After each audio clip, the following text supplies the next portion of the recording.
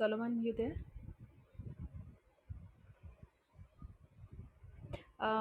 We are not able to hear you, Solomon. So please leave the room and join us again. It seems to be a defect in Clubhouse meetings. So if you leave the room and join us again, we will be able to hear you.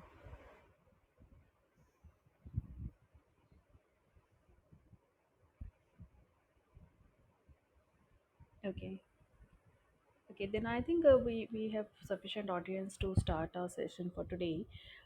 So anyone will like to suggest what do they understand by user story? So when we say user story, what is it actually?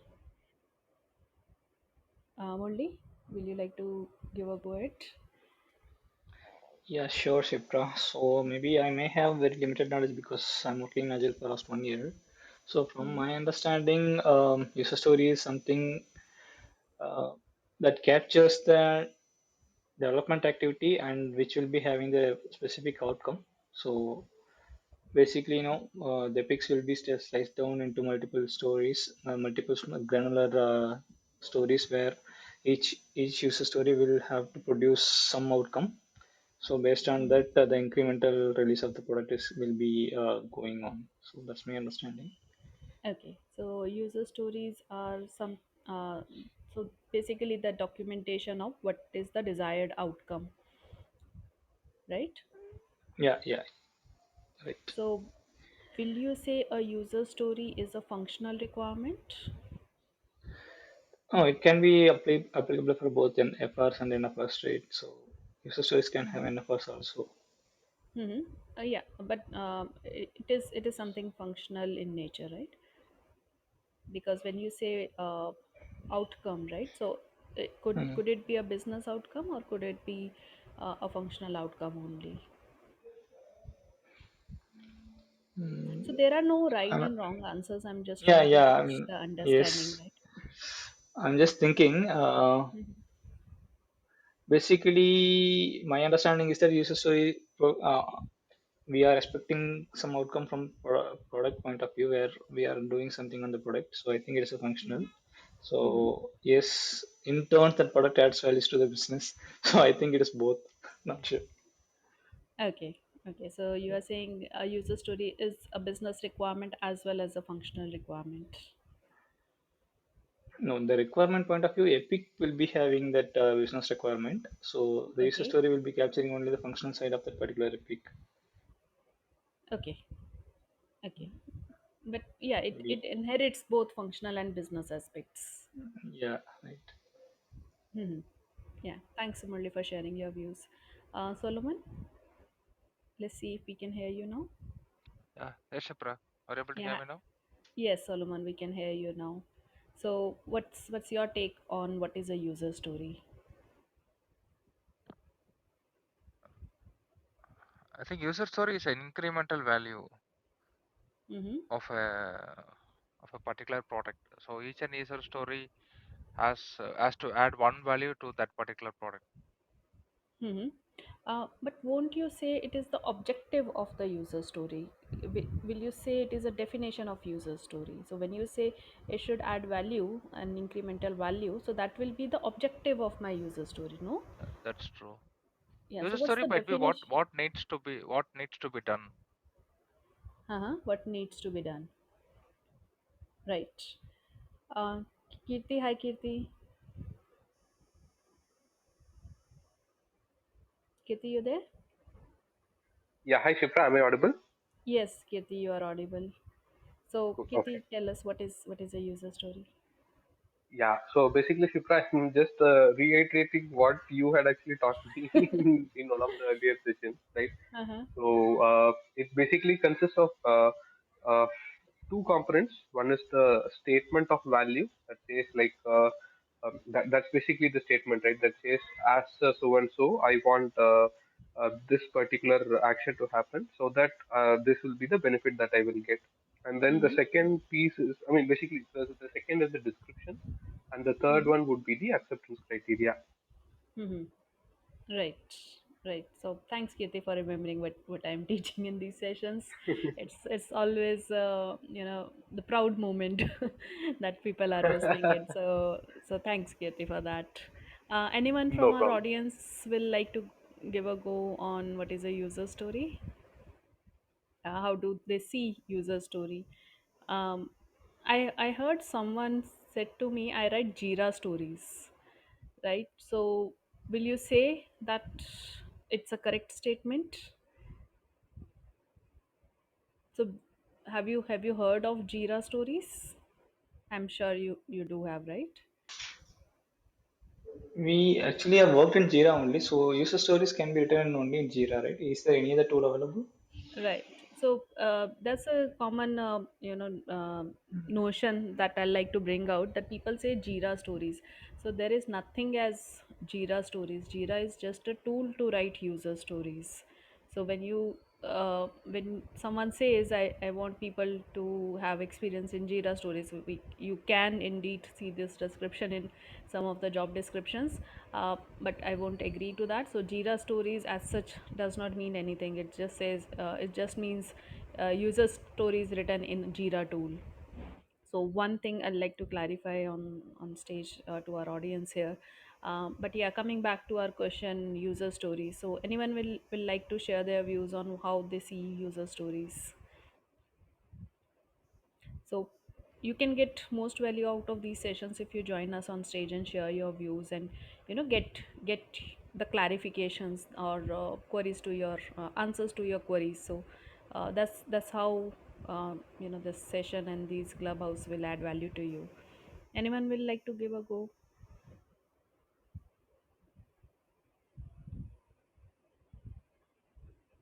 Okay. So let me tell you what I think of a user story. So user story is nothing but story of a user. Does that ring a bell? Mm-hmm. Anyone will like to comment on that statement? Story of a user. And do you agree? Do you disagree? Ankit has joined us on stage. Hi, Ankit. Hi Shipra. Actually, I missed Yeah. some, yeah, but just wanted to add that user story, according to me, is like adding features and functionalities to a particular product. And as Mm-hmm. Solomon said, that it is a desired value that has to be driven after a sprint is completed in order to like it will be a valuable increment after a sprint has been completed. Hmm. Yes.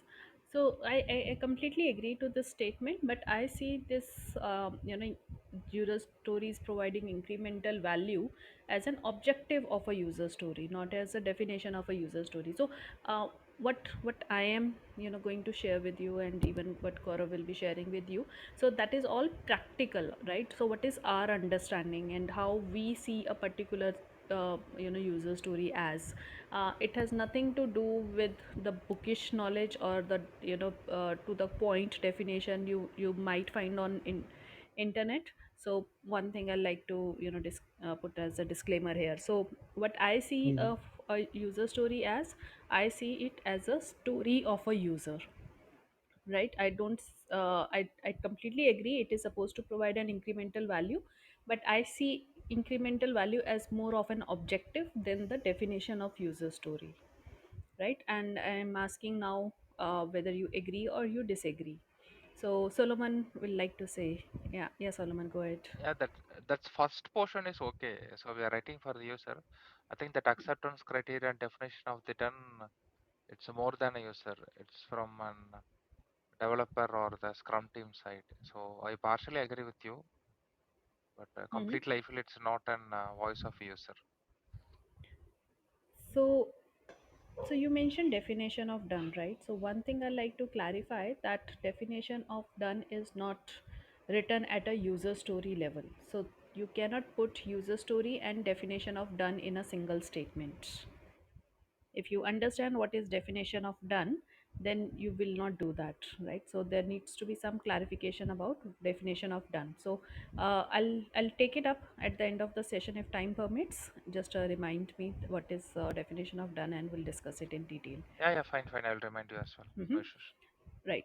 Uh, so the crux of a user story, right? So that is the statement that we all are aware of. As a user, I want to do something, right? So that something is, what my objective is. So when I write this story, so this is a story I am giving, right? So as a user, what I want, and what my purpose of my need is. So when I'm giving this statement, I'm telling you a story, right? So when you are saying that, let's say we are introducing a comment box in our application, right? So when I say, as a user, I want a field to be to capture comments so that I can note down my comments. It's just a very rough user story which I came up on at this moment itself. But uh, it's a story I'm telling, right? So that's how the word user story came into being, because we want to put ourselves in the shoes of the user, and we want to see what is desired, right? And how user sees a particular system as.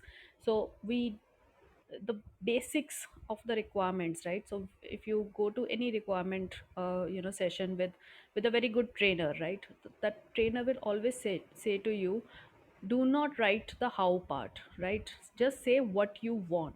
How it is done, that is something that will be taken care of outside your requirements, right? So we do write how part, but we do write it in a functional perspective, right? In a functional aspect. So when we say I want to be able to capture comments, I will not go into the detail whether it is going to be a square box, or whether it is going to be a rectangle box, or whether it is going to be an oval box on my screen, right? So I do not do that. Of course it is not possible technically, but yeah, we let's say from a UX, if we keep UX aside, so I do not do that, right? I just say I want a field. So we are going into functional aspect. I do say, I want this field to be able to capture so many characters. I want this field to be able to allow me to write using special characters, and so on and so forth. But we do not go into the details of it, right? So similarly, when I'm talking about user story, we are thinking of, from a user perspective, what user want, and not how the solution will be, right? So that's where I see the term user story came into being. So we have Tushar and Gaurav joined us. So hi Tushar, we'll go with you first before I give the stage to Gaurav. Tushar, you are not audible, so I'll suggest you leave the room and join us again. I'm not sure, this seems to be an issue. So hi Gaurav, let's see if we can hear you. Hi, Shipra. Can you hear me? Yes, Gaurav, I can hear you. Welcome to our clubhouse session. Thank you. Yeah. So over to you. Uh, okay, yeah. So, hello, everyone. Um, when Shipra talked about the session wherein she wanted to cover areas like how to write effective user stories, and how to make sure that we cover all the aspects of user stories, I thought of sharing one um, small framework that I've been using since past few years, and I felt that that's a very nice and easy to use framework for anyone who is writing user stories. So I'll go ahead with it. If you have a question, I'll stop at the logical points. We can take up questions there, and hopefully you'll be able to use it because it's very easy to implement also.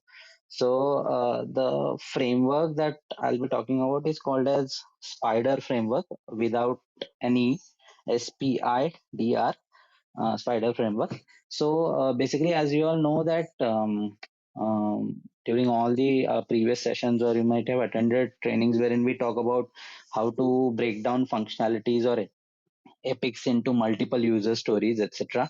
And we talk about format of the user story, but then I feel the one of the critical aspect of business analysts work or a product manager's work is how do they break down particular functionality or epic into something which can be sliced into a small piece of work, which is digestible by the team. So basically, you deliver something in a sprint, or you deliver your user story in a sprint. So instead of making huge user stories and then spilling them over across multiple sprints, what they say generally, you should try to break it down in a such a way that it's coverable or it's achievable during a sprint. So, so how do you do that? So, as I was saying, Spider framework, it's basically it's like an abbreviation. So, wherein S stands for a spike. I'll just cover the abbreviation first, then we'll get into each word. So, S stands for spike, P stands for path, I stands for interface, D stands for data, and R stands for rules.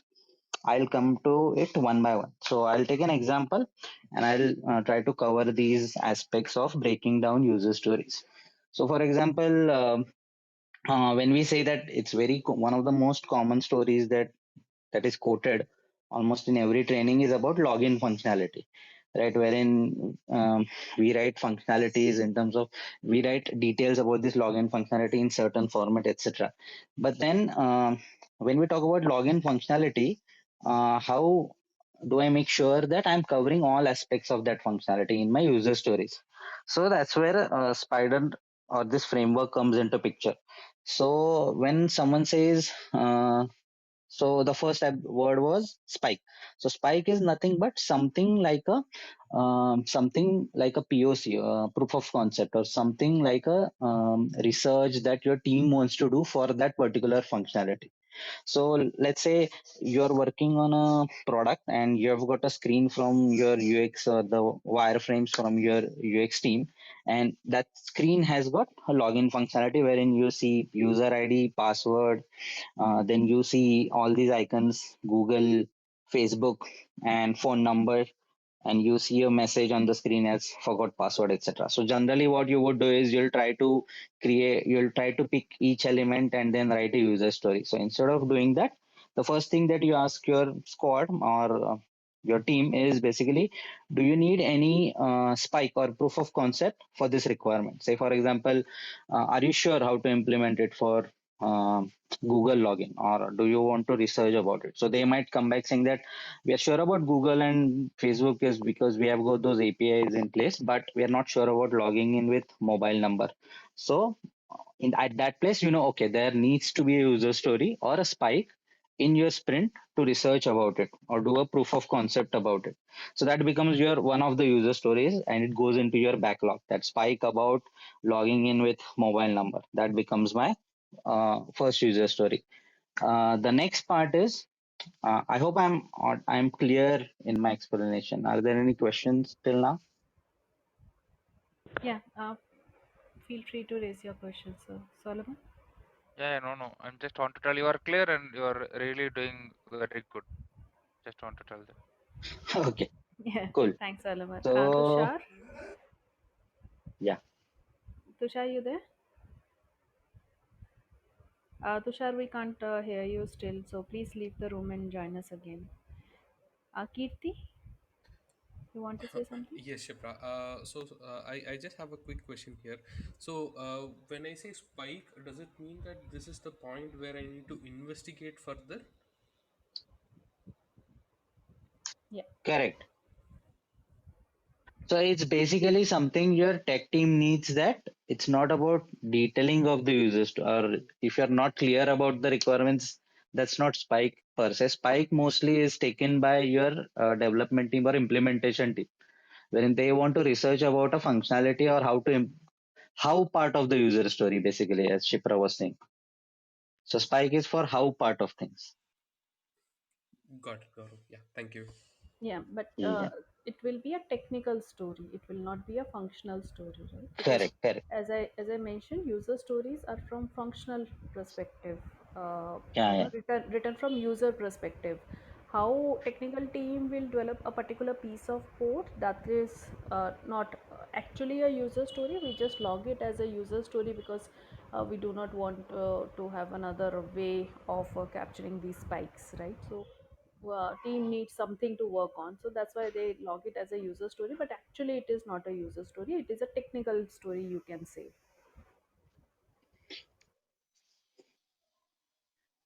Okay, so let me move to the next Sorry, part. Gaurav, I Yes, just sorry to interrupt. I just have a so can we say that when we talk about Spike, so it's basically can we say that it is an analysis story that dev team wants to do, right?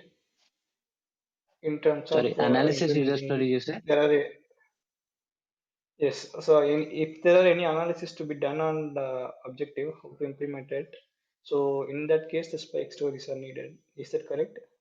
Correct. So for example, in this case, no, as I was saying, you have got the wireframes, and one of the on wireframes you saw that. So you written a user story that as a new user, I should be able to log in using phone number, so that so on and so forth, business benefit. Now, as soon as Hmm. development team goes through this story, they say, but we don't know how to implement it through mobile phone number.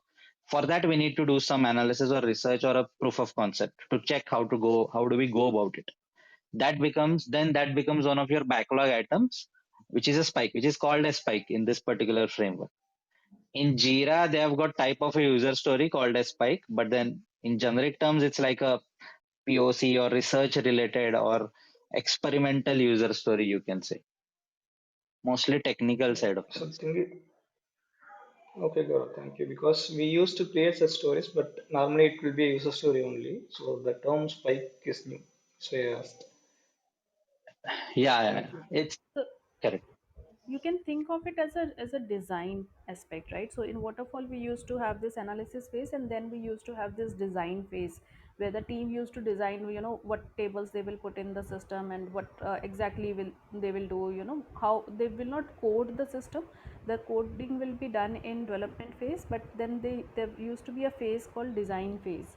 Yeah. In Mm. agile mechanism, in agile methodology or framework, we do not have this design phase, right?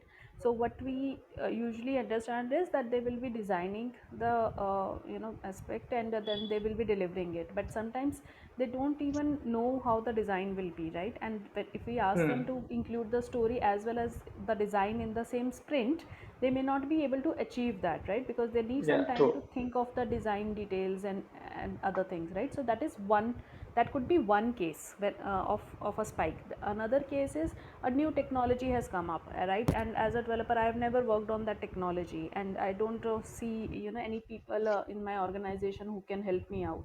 So I want to spend some time to upskill myself and to learn about this new technology, and understand how, what are the capabilities of this new technology. That could be another example of a spike.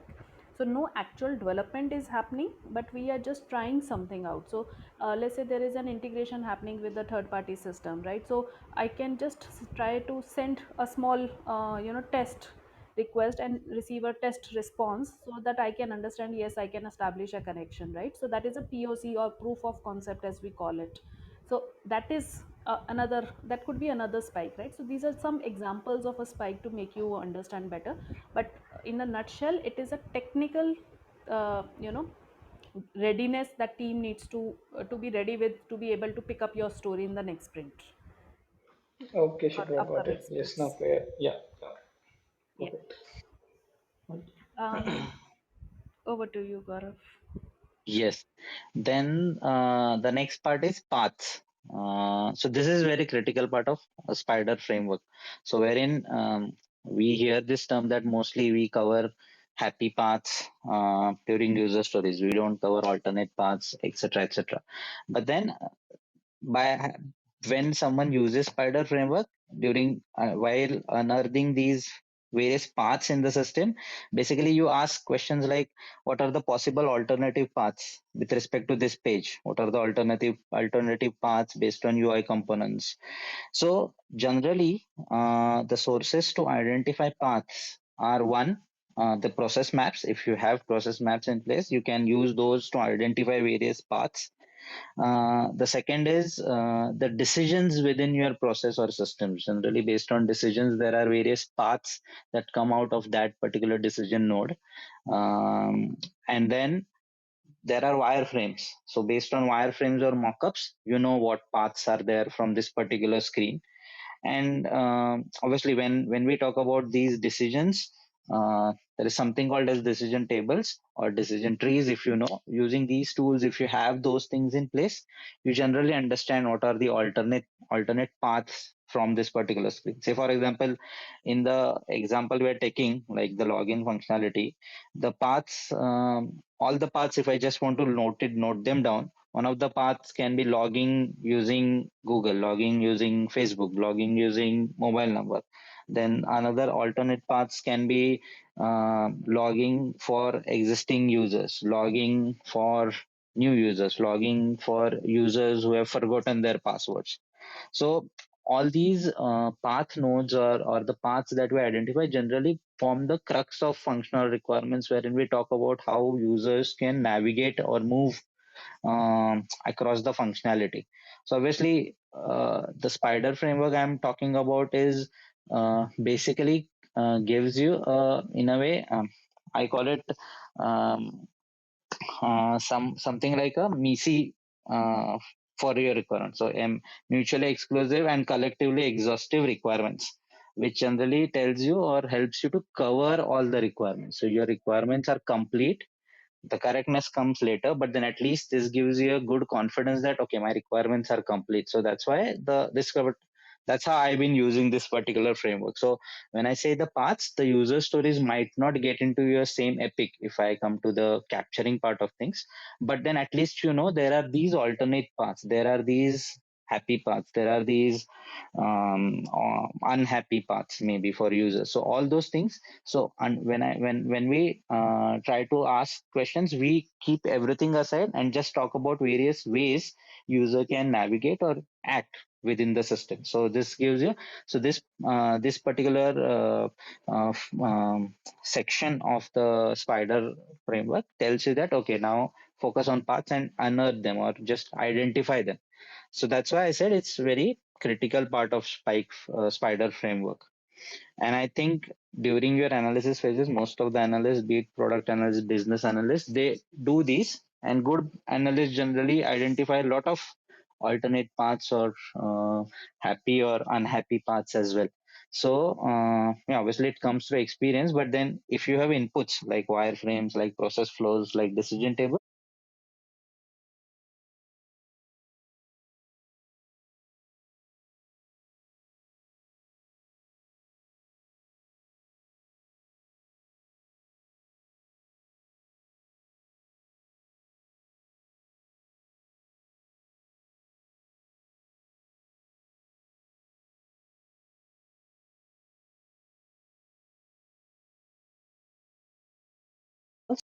it becomes a bit easier for someone to identify paths. I hope I'm clear on this.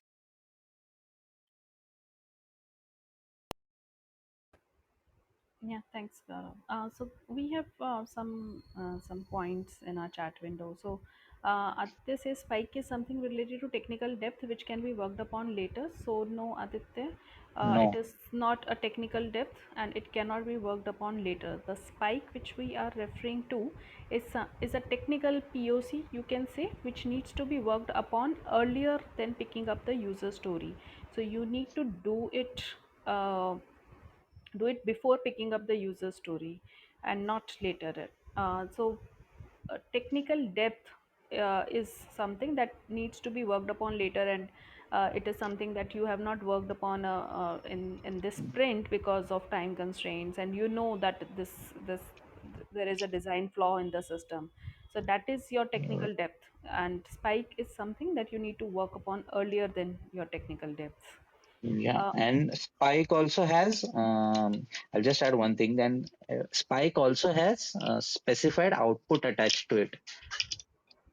So when someone says that they're working on Spike related with mobile number login, there should be a defined output for that particular Spike, that at the end of the Spike or a sprint, you would document or present your findings for that Spike, or you say that you present a design document to implement this thing, or you create a Confluence page to enlist the solution, so on and so forth. So Spike is time bound mostly, and it also has defined output attached to it.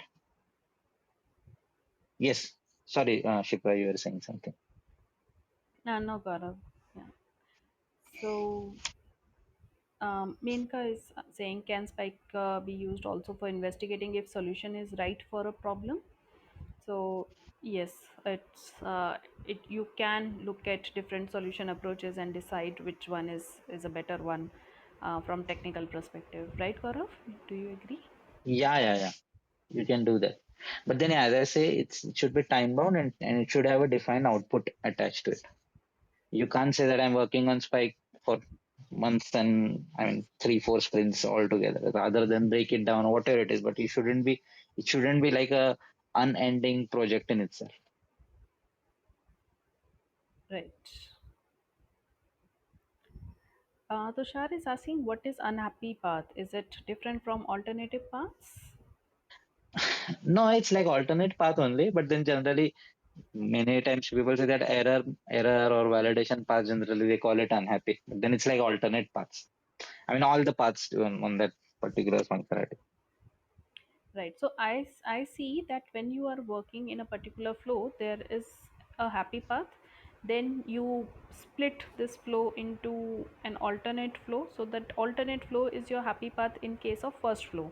But when you start working on your alternate flow, then that alternate flow becomes your happy path.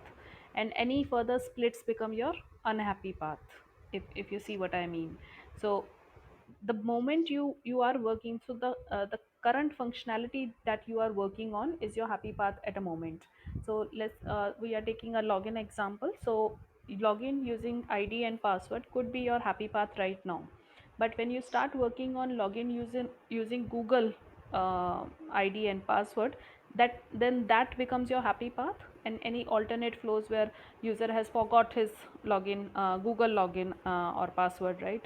So that becomes your unhappy path in that case. So you have one happy path at a moment, and when you start working on another alternate flow, then that becomes your happy path, if you see what I mean. Am I making sense?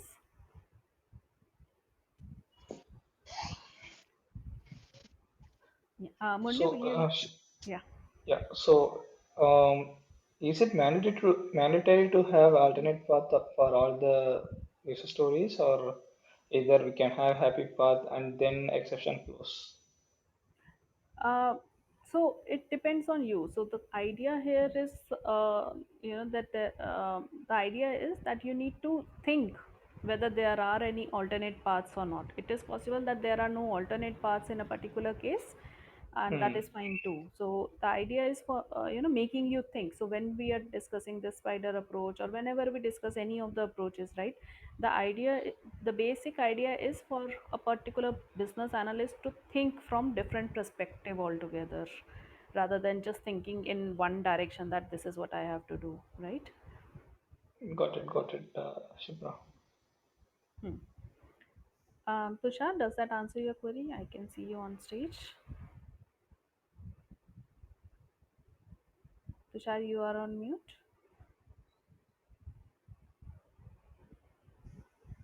Yeah. Okay. Right. So Menka is asking, is there a good template to refer when we create spike? Any answer, Gaurav? I mean, in a way, even you can follow the normal user story format. As a solution designer, I want to find a way to log in with mobile number so that um, customer can log in using mobile number. I mean, it's in a way all these user story. I mean, there is no template per se. It's just that you should know what is the objective of that spike. So the acceptance criteria for a spike can be, as I was saying, a Confluence page detailing of the solution, or it can be a test supply or a test API responses or API validations or anything. I mean, basically, you have to get those details from implementation team and then put it there. So the format is up to you and up to the team actually. It's not just you. They should understand what is expected out of that spike. Right. And there is another question. What is the difference between enabler and spike? So enablers, actually, I think the term comes from SAFe framework, and enablers per se are not necessarily spikes. So enablers are mostly related with obviously as far as I know, it's the implementation side of things. in a way technical user stories, I can say. And Spikes is a technical user story, but the objective is not just implementation. The objective is basically experimentation or finding out things. And enablers are related with how, I mean, the implementation side of things in art or the safe methodology. If I might be wrong, but this is what I remember. And there is another question: are enablers defined at epic level then? Enablers, I think that's a totally different side of things. So currently, we are not talking about. See, every methodology has got its own way of defining things. When you talk about enablers, fundamentally they are technical side of things, but then term wise or the when do you do it, at what level you do it, how do you do it, it's something which is explained in safe framework, and I think that should be a separate topic altogether. Like, I agree, Gaurav. yeah. Minka, hi, welcome to stage. You need to unmute yourself. I think you should have the button now. Can you all hear me now? Yes, Minka, we Yes. can hear Oh, you. thank you so much. So I was wondering because when I go to scrum.org and if I see in the community, they say that the enablers or Spike, they are the same. And but when I go to the SAFE blog and I checked, it Mm-hmm. specifically says that the enablers are defined at the epic level. I know this is totally a different topic because it confuses me.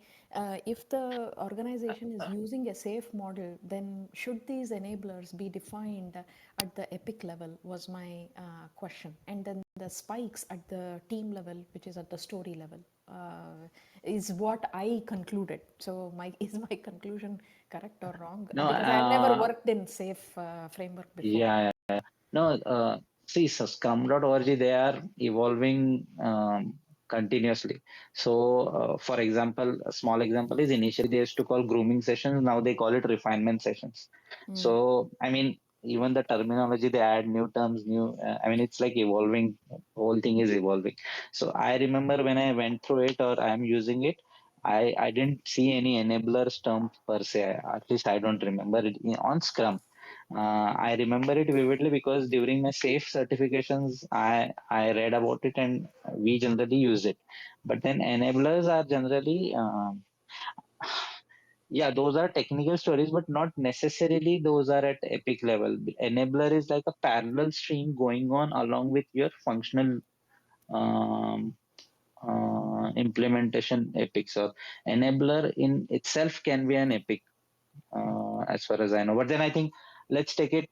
So then that Let's have means someone who enabler Can has I can. done, add something here? yeah, who has done safe, then they can explain it better. Okay, so enablers you can add as a normal PBI also. Okay, Oh, so it's basically you can use to enable the, let's say that there is something that uh, let's say that there is something you want to build business for your future functionality. Okay, like I am working in a product where I'm working on building operating systems. Okay, so operating system in itself is a very vast product, right? Because there are a yeah. lot of things are involved in it. So during planning, so we had a complete one PI only for enablers Oh, wow. because we don't want to fail in the end, right? So if Yeah. I want to build a rigid project or if I want to build a sustainable product, right, Yeah. with market standards, with market, so first I have to spend a lot of time on enablers itself, whether I can see that I as a team or as a organization, do we have enough understanding of the product. Are we able to build this product or are we able to deliver, and will that create any value for me? So enablers are required very much. You can use them at epic level also. You can use them in your sprint also. As let's say that you're doing a basic PBS, right? So you can add one enabler in it. Whether you feel that without this enabler, you cannot go ahead, or this enabler will help me for my future sprints, whether it will help me to build this functionality. Oh, and that will deliver some value to me in the end when you will deliver a complete product. oh, So okay. that's how the enablers comes in the picture. If I don't know means if you guys are able to get it what I'm trying, but this is Yeah. how the enablers plays, and he's right. Enablers we are keeping at least one enabler in the safe environment. We are following this, and it is helping. It's helping a lot if you're working with complex product, because safe is all about complexity, right? So you Mm. need enablers for that.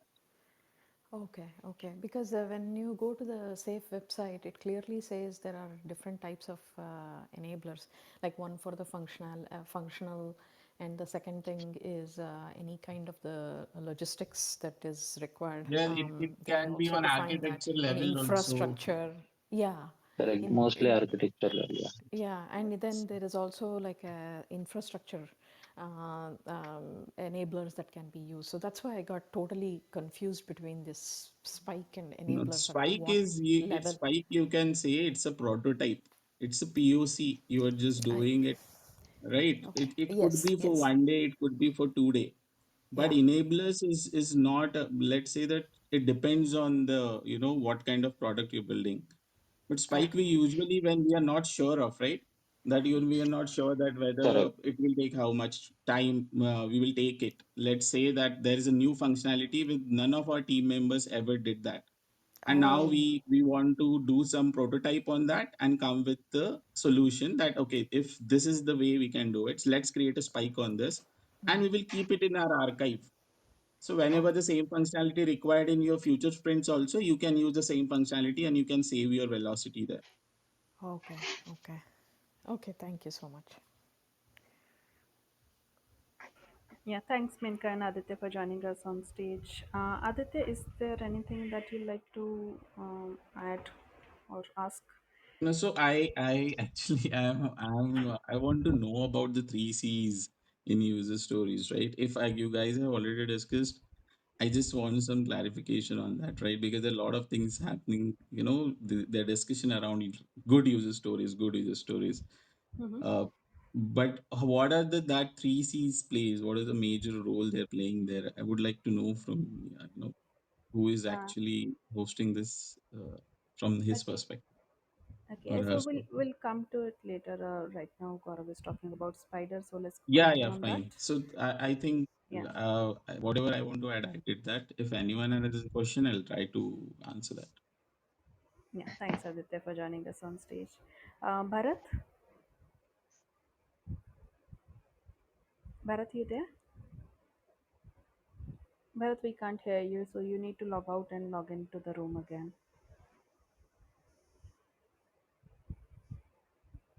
Yeah. So we have so far covered spikes and paths. So in case you have any further queries, we'll take it up with Gaurav before we move further to I part of it, that is interfaces. So anyone will have any questions? So Bharat, Yeah, Shipra. Hi, good evening, everyone. yeah. This question is to Aditya. You told regarding enabler, it was good, but I just wanted to understand: is that solution design enabler? Is that design or anything like that?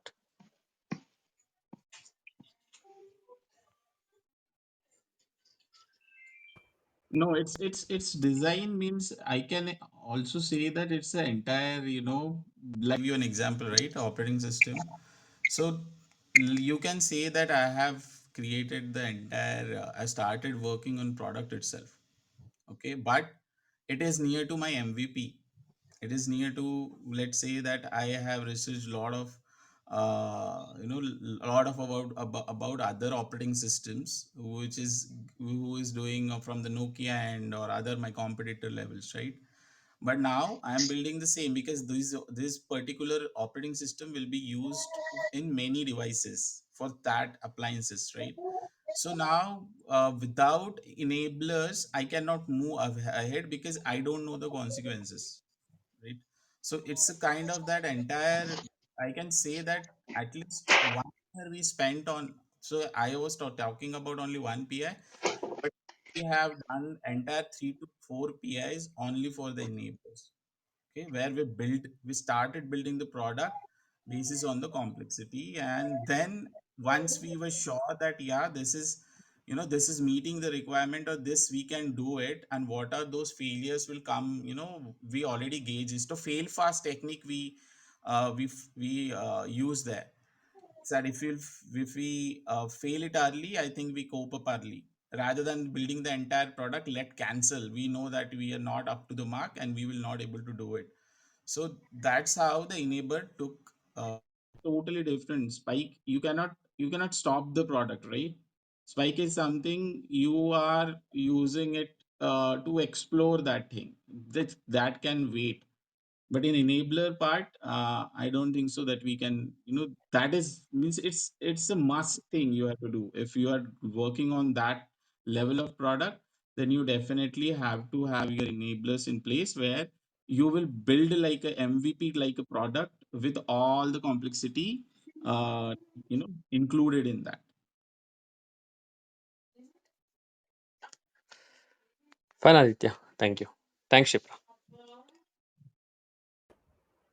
Thanks, Aditya. Um, so over to you, Gaurav. We'll discuss I now. Okay. Yeah. So let's quickly. So yeah. So yeah. Interfaces. So basically, interfaces are nothing but uh, asking questions like, is the behavior different on different interfaces? So in our cases, it can be how is it on desktop and how is it on mobile? Even on mobile, how is it on Android and how is it on iOS? How will it be for desktop? How will it be on browsers? So this is something. So while breaking down the user stories, you ask these questions: will the behavior of this particular functionality same on mobile and desktop, or are there different elements? And if there are different elements, then you will need a user story around it. So this is how interfaces helps you to cover the completeness of the user story. So yeah, as the name says, it's very straightforward. For different interfaces, how will you have the user story in place? So that's basically one of the ways. And then I generally use, along with interface, I generally use it for integration also. I mean, it's not part of the framework, but generally I specifically, because most of us will be are working on technology products, and most of the products have integration points. So this I also use it as a reference for integration. So here I ask questions like, what are the integration points are there? Be it integration with internal system, be it in integration with external systems. So this asking this question, I identify those.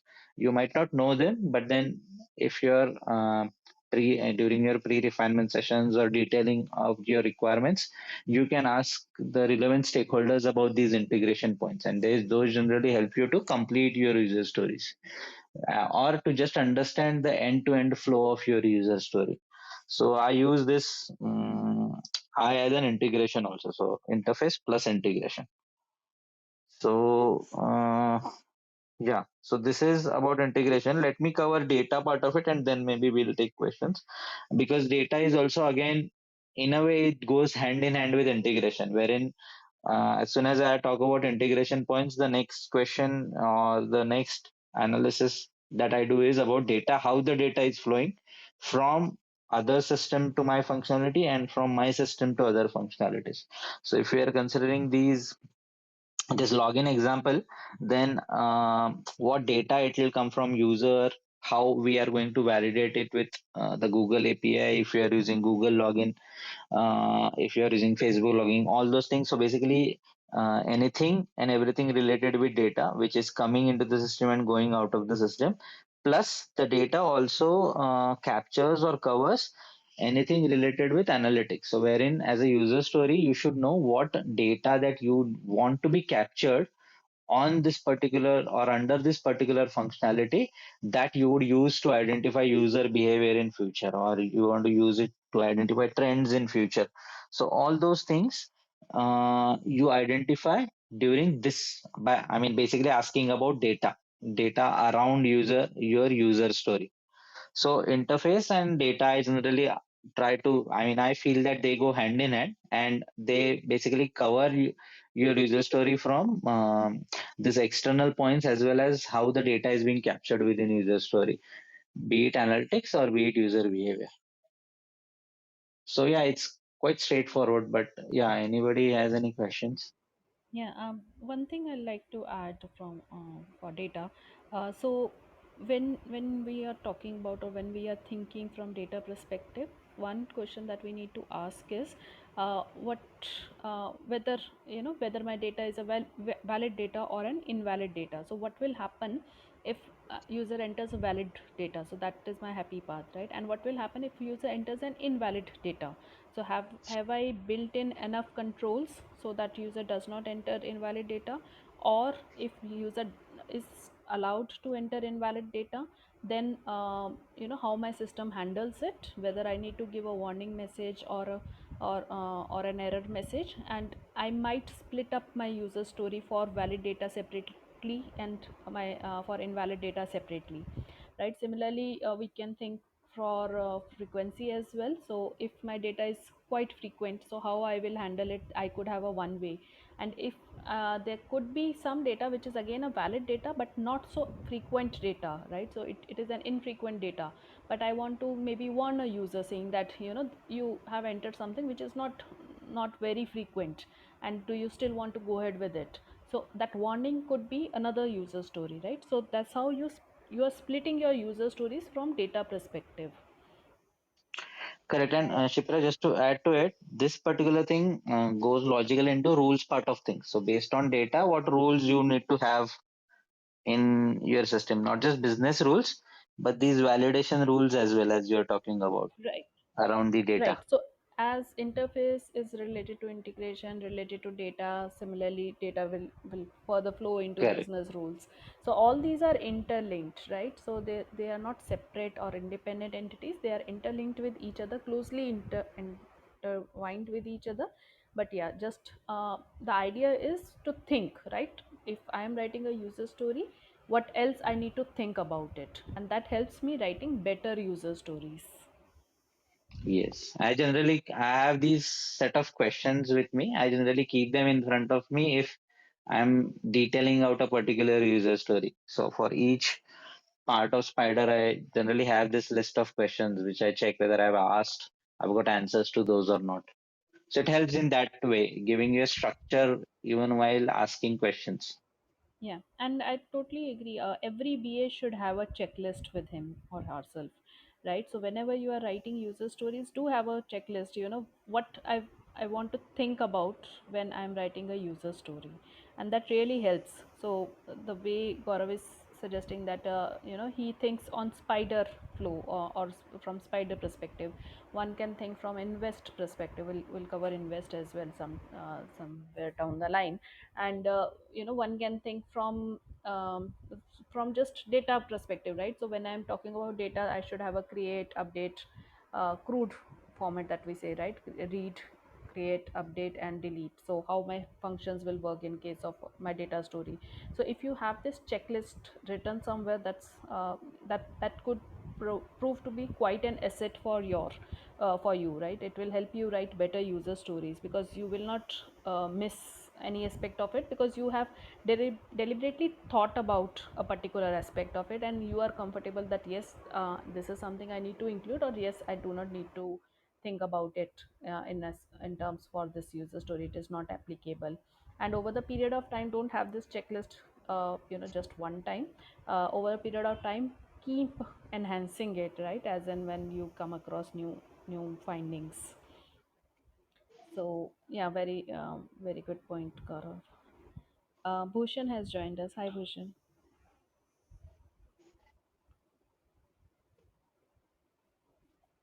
Bhushan, you there? Bhushan, we can't hear you. Please leave the room and join us again. That's how we hear you. Yeah, Bhushan. Hello. Yes, Bhushan, we can hear you now. Okay. Yeah, Shipura, my question is like that.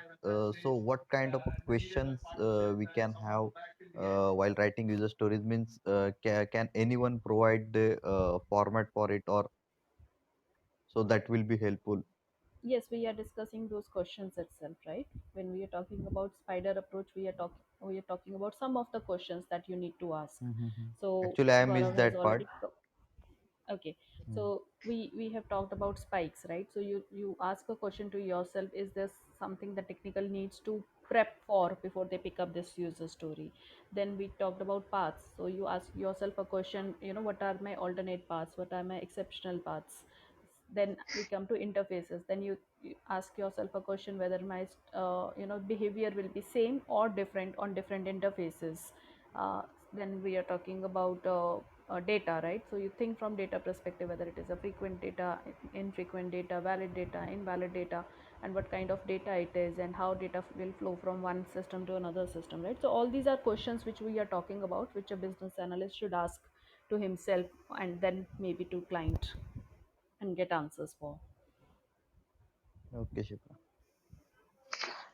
I have that my checklist with me. I can share it on Telegram because I think, yeah, Great. if anybody wants to Great, use Gaurav. it, they can That use will it be anytime. helpful. And if by any chance you can share a particular format that how you write means user stories format, all we know, but it depend on individual, I would say, like what things you keep in acceptance criteria, because given when then format is also there, then some of people's like they mention also about the data description. So it will be helpful so that I can have a reference for something. So Bhushan, the format is same Mhm. across, right? It's the format of a writing a user story is: as a user I want to do something, or Yeah, I yeah, want yeah. system to That do I something. know. Yeah. Yeah, yeah, yeah, that. But few of the peoples, few of the BAs or individuals, they follow different format. Like they just, write high level sentence like we want this, okay, and in acceptance criteria, they just highlight that this our fields should be there or like that. So in that Yeah. they will write, yeah.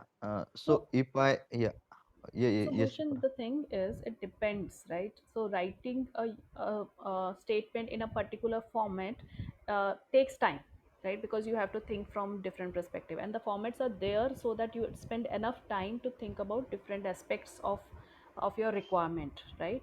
So you can very well write a single statement saying that system should do this, and that's completely fine too, as long as your developers are happy with it, as long as your client is happy with it.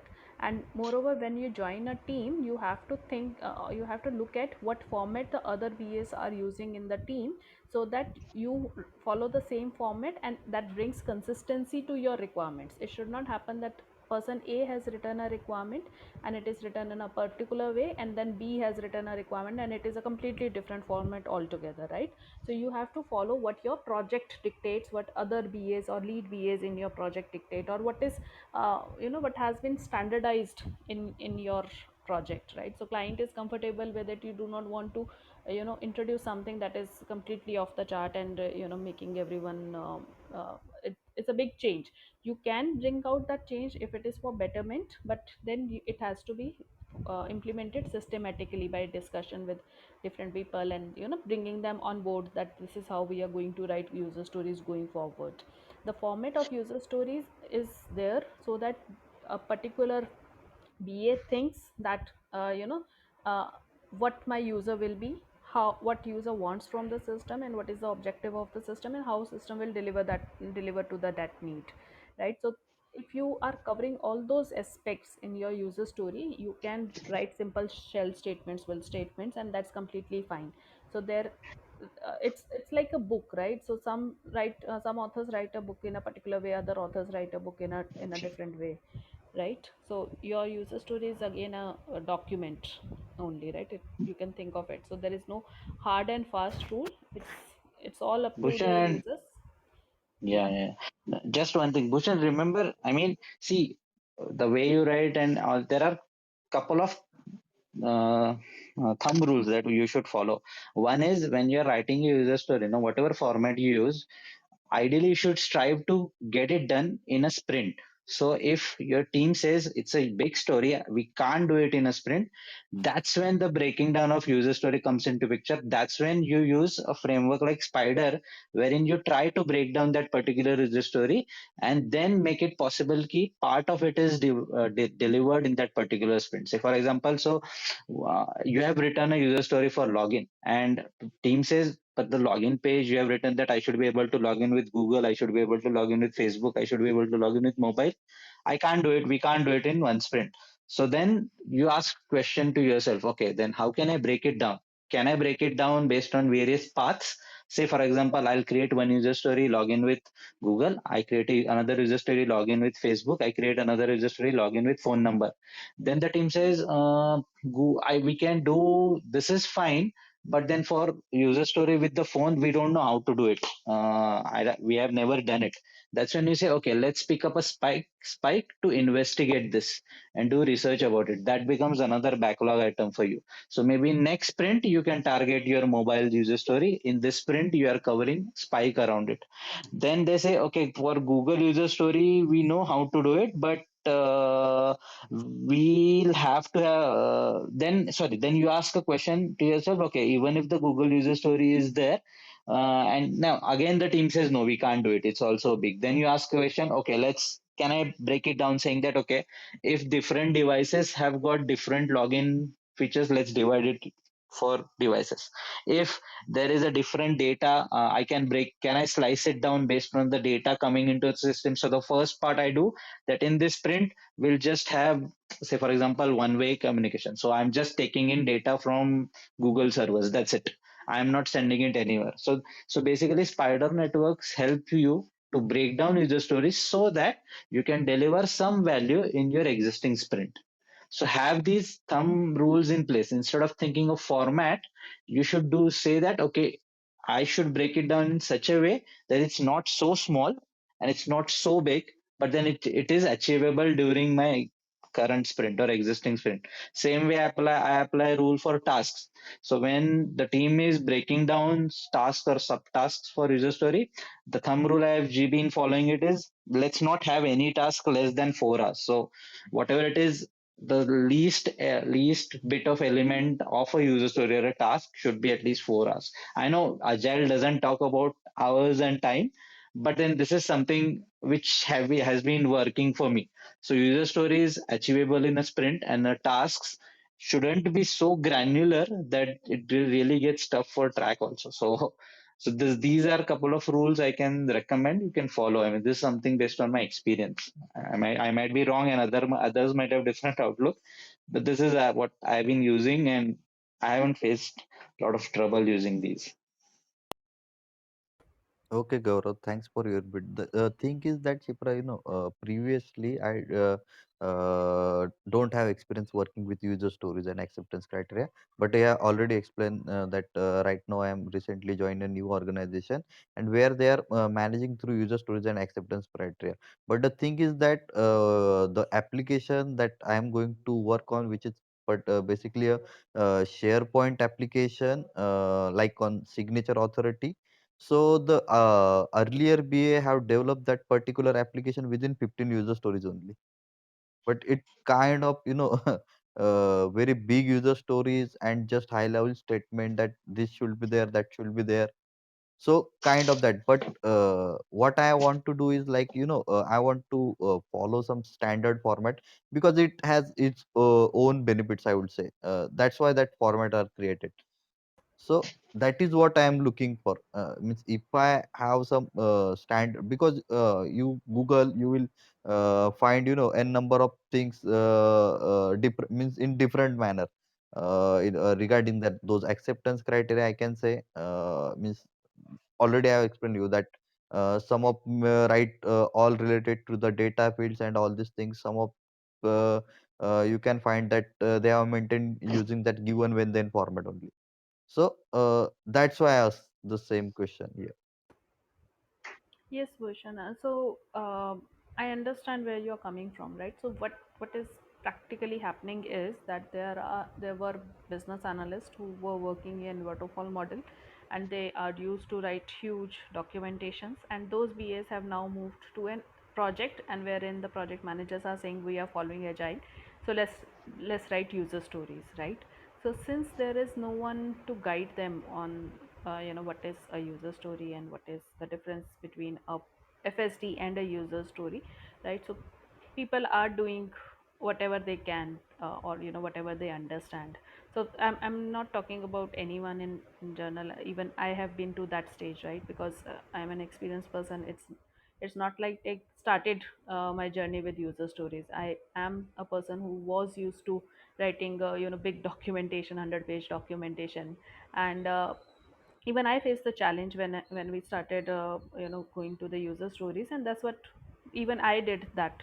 I wrote not 15 user stories, of course. So there were 100 of stories which we wrote, but I started my user stories with shell statements, and the stories are there still, right? Because that's how I was used to. So I was used to writing functional requirements as using shell statements. And given when then format, I'll say, was introduced later on, right? And tomorrow you will see some other format, someone else will recommend some other format. So these formats will keep on coming, right? So there is no right or wrong way of documenting the requirements, I'll say. Someone has done some work as per his or her understanding, and that is completely fine. Right now you have taken over the project, so you should go with what you understand and what you are comfortable with, right? So if you are aware that a user story needs to be written in as a user format, go with it. Write your user stories in that format. You understand that your acceptance criteria needs to be written in given when then format, go with it and write it in that format. It is a very good format. It makes you think, right? And that's the journal format being used for writing user stories. But if you are not comfortable writing user stories in given or acceptance criteria and given when then format, because there are time constraints, or you don't know what to write there, right? So then don't go for it, right? Whatever is comfortable with you, what you feel ease with, right? Because you are going to end up writing thousands of user stories over your career, and at least 50 60 for this project minimum, right? So you should not be bothered too much about the format to be followed, right? If you see what I mean. So whatever you are comfortable with, which is easy, your focus should not be on the format but on the readability part of it, on the who is going to read my user stories, whether it will make sense to them. Plus your focus should be on not missing on the requirements and clarifying the requirements to the max, right? So everyone should know what needs to be done, and to the point. They should not get lost. The requirements should not be ambiguous. Requirements are supposed to be clear, concise, right? So follow all the good practices of writing requirements. The format itself is not a big deal. I hope that answers. Okay, got it, Chitra. Yeah. And Gaurav mentioned that he will be posting his notes with us. Thanks, Gaurav, for that. So, just for our new users who have joined us for the first time, we operate from two Telegram groups to support our Clubhouse sessions. The If you go to the BA Club description at the top, you will see that there are two links. First link is the BA Club Telegram group link. I post all the sessions, the links for all the sessions on this link. We connect every Saturday at 9:30 p.m. IST time, and we discuss different topics such as user stories, any topic related to business analysis. Our second Telegram group is Be a BA Telegram group. So this is a business analysis knowledge forum group, wherein we have a strong community of 7,000 plus business analysts from worldwide. So in case you have any queries, please feel free to post your queries on the business analysis knowledge forum group, and me or Gaurav or any of our admin or anyone with experience on that area will revert to your query. So please make use of these Telegram groups. They are very good groups and will definitely help you in your business analysis journey. So keeping a track of time, we close our session at 11:30 p.m. IST. So in case you have any queries, I'll say this is the last chance, because we will soon be closing our room for further queries. And Gaurav will I'll give the stage to you for covering the rest of the topic. No, yeah, Shipra, it was just the rules part, Hmm. um, which I think I'll just add few questions that generally I take care of. So one is obviously talking about business rules. What are the business rules for this particular user story or the functionality or the piece of functionality that I'm talking about? But then along with that, I generally check the validations and all are fine, but then I check the configuration rules also. So many a times what happens is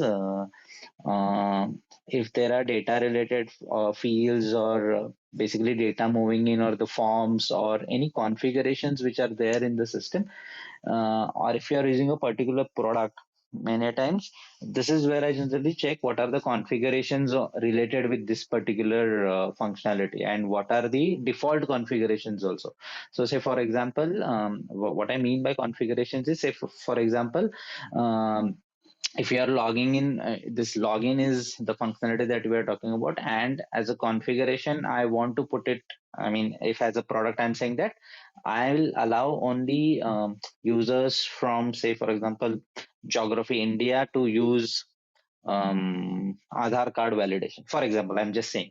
So in that case, then that becomes a configuration. If that is the configuration, then I should capture it or capture that particular configurations also, because most of the products have their configurations. Obviously, they are around the business rules, but generally those are system level configurations. So this is also another piece of information I keep in my mind or ask about while detailing out a particular user story.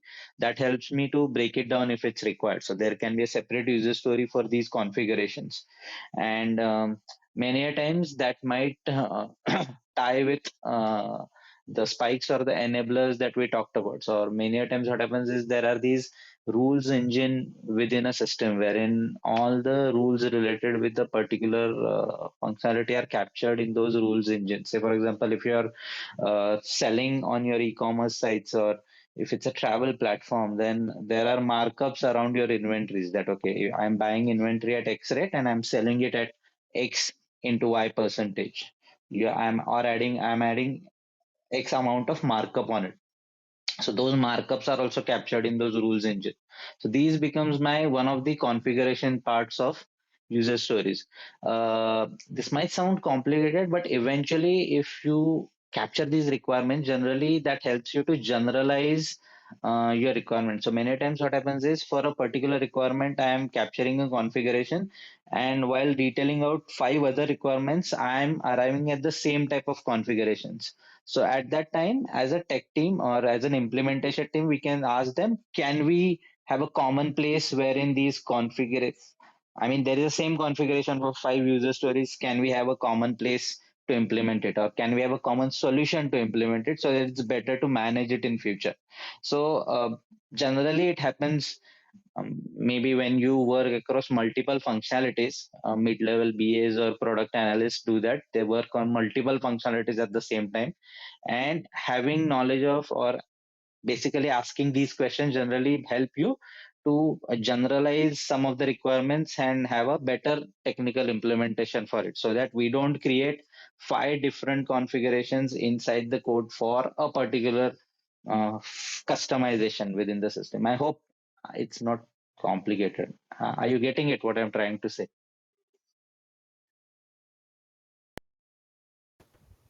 No, I lost you totally. But okay, as of now, you can say that these are if there are any configuration rules, try to get those also for your user story. So what I talked about was maybe something, uh, maybe I'll try to put it in words and paste it. But as of now, you can say that for rules, ask questions like, what are the business rules? Do we need separate user story for each business rule? Are there any validations? Are there any error messages? What are the configurations? What are the default configurations, etc.? So these are some of the questions that I ask to cover this R part of Spider framework, rules part of things. Yeah. So in addition to that, so in waterfall also, right, it was suggested that all the rules should be written together, right, and at a separate from your functional requirements. So a business rule is a business rule. It is valid irrespective of your functional requirement. So if I take an insurance domain example, what we say is your expiry date cannot be greater than your inception date. Inception date is your start date, right? So your end date cannot be more than your start date, and it's a universal rule, right? It is equally applicable to everything. So that's why your business rule will be in one place, right? And if there is a change in this business rule, it will equally apply everywhere else. So wherever I am having this start date and end date, I will refer to the same rule. Now tomorrow if the rule changes that my end date can be earlier than my start date, right, of course it will not happen, but let's say there is a change in the rule, then it will apply everywhere, right? So wherever I'm using start date, end date, same thing will apply everywhere. So that's why your rules are kept at a single at a separate location than your functionalities. If I take another example, your calculations, right? So your premium calculations remain the same. It's just that the value that you are sending to them, right? So if I'm sending 10, my value is coming out as 5. If I'm sending 20, my value is coming out as 10, right? So I'm using the same calculation of dividing by 2. But now tomorrow if I change my calculation and I say I do not want to divide it by 2, but I want to divide it by 5, then I'm not going to change at each and every place where I have used this formula, right? I will change it in one location, saying that now my 2 is instead of dividing by 2, divide by 5. That is the change I needs to be done, and I need not worry about where this change will impact my system. So the rules, right, the business, they are business rules. That's how the business sees them, and they, even if your system is not there, these rules will still apply. So that's why they are called business rules. So your business rules are always kept separate from your functionalities, and that's what even Gaurav is suggesting, that for having your rule, whichever rule you are using, have a separate story, so that it is kept at a separate location development wise as well, so that tomorrow if there is a change in the rule, then you need not scan through the entire system and see where this rule has been used and now you need to make a change. Does that help, Menka? Yeah, um, I guess this is again going to be a little tangent to what we are discussing, or maybe it is not.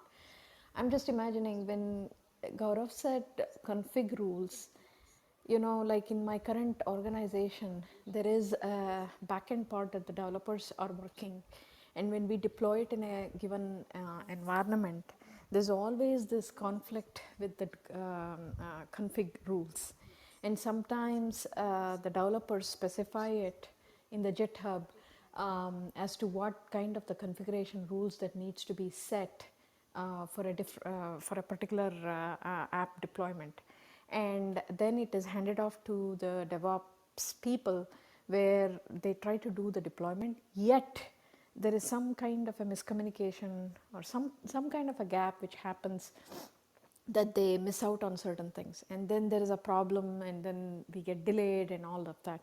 So I'm trying to relate to what you just said, and because you said that these rules, business rules, needs to be kept separately, like when you say separately, is this supposed to be its own Jira, I mean its own user story, or is it like a supporting task that we need to track? I mean, there So are so many bits and pieces comes together here, so that's why I'm asking.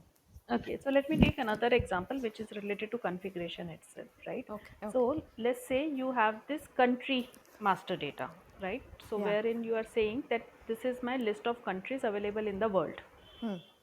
right? Or you have currency master data. So these are the list of currencies which people use in the world, Yeah, yeah. right? INR, Canadian dollars, US dollars, JPY, and all these currencies, GBP, pound sterling, right? So all these currencies are there, or all these countries are there. Yeah. So UK, US, India. So this is my country list, this is my currency list.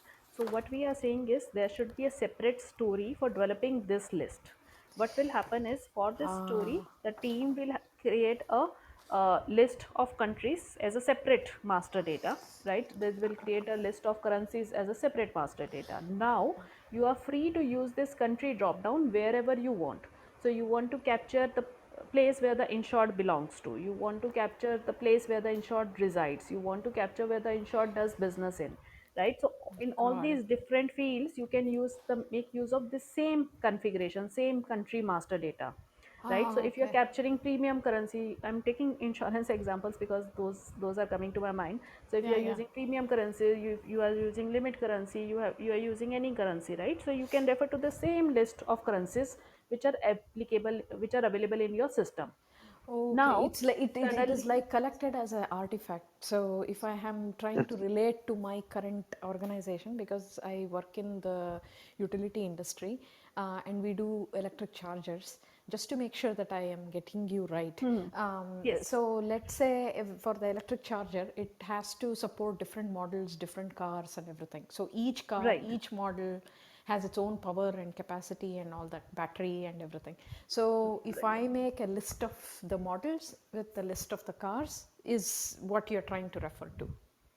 Yes, your batteries will be standard, right? So my car A will be using A battery, my car B may be using the same A battery, right? And then my car Correct. C may be using battery B. So your Correct. battery list is standard, battery A, battery B, right? And now tomorrow the battery manufacturer comes up with a new battery, battery C, right? Yeah. So Yeah. you just need to add this battery C to your existing configuration of battery A and battery C, and then everywhere with each and every car that you associate your wherever you are in your system, you are associating your cars with the battery.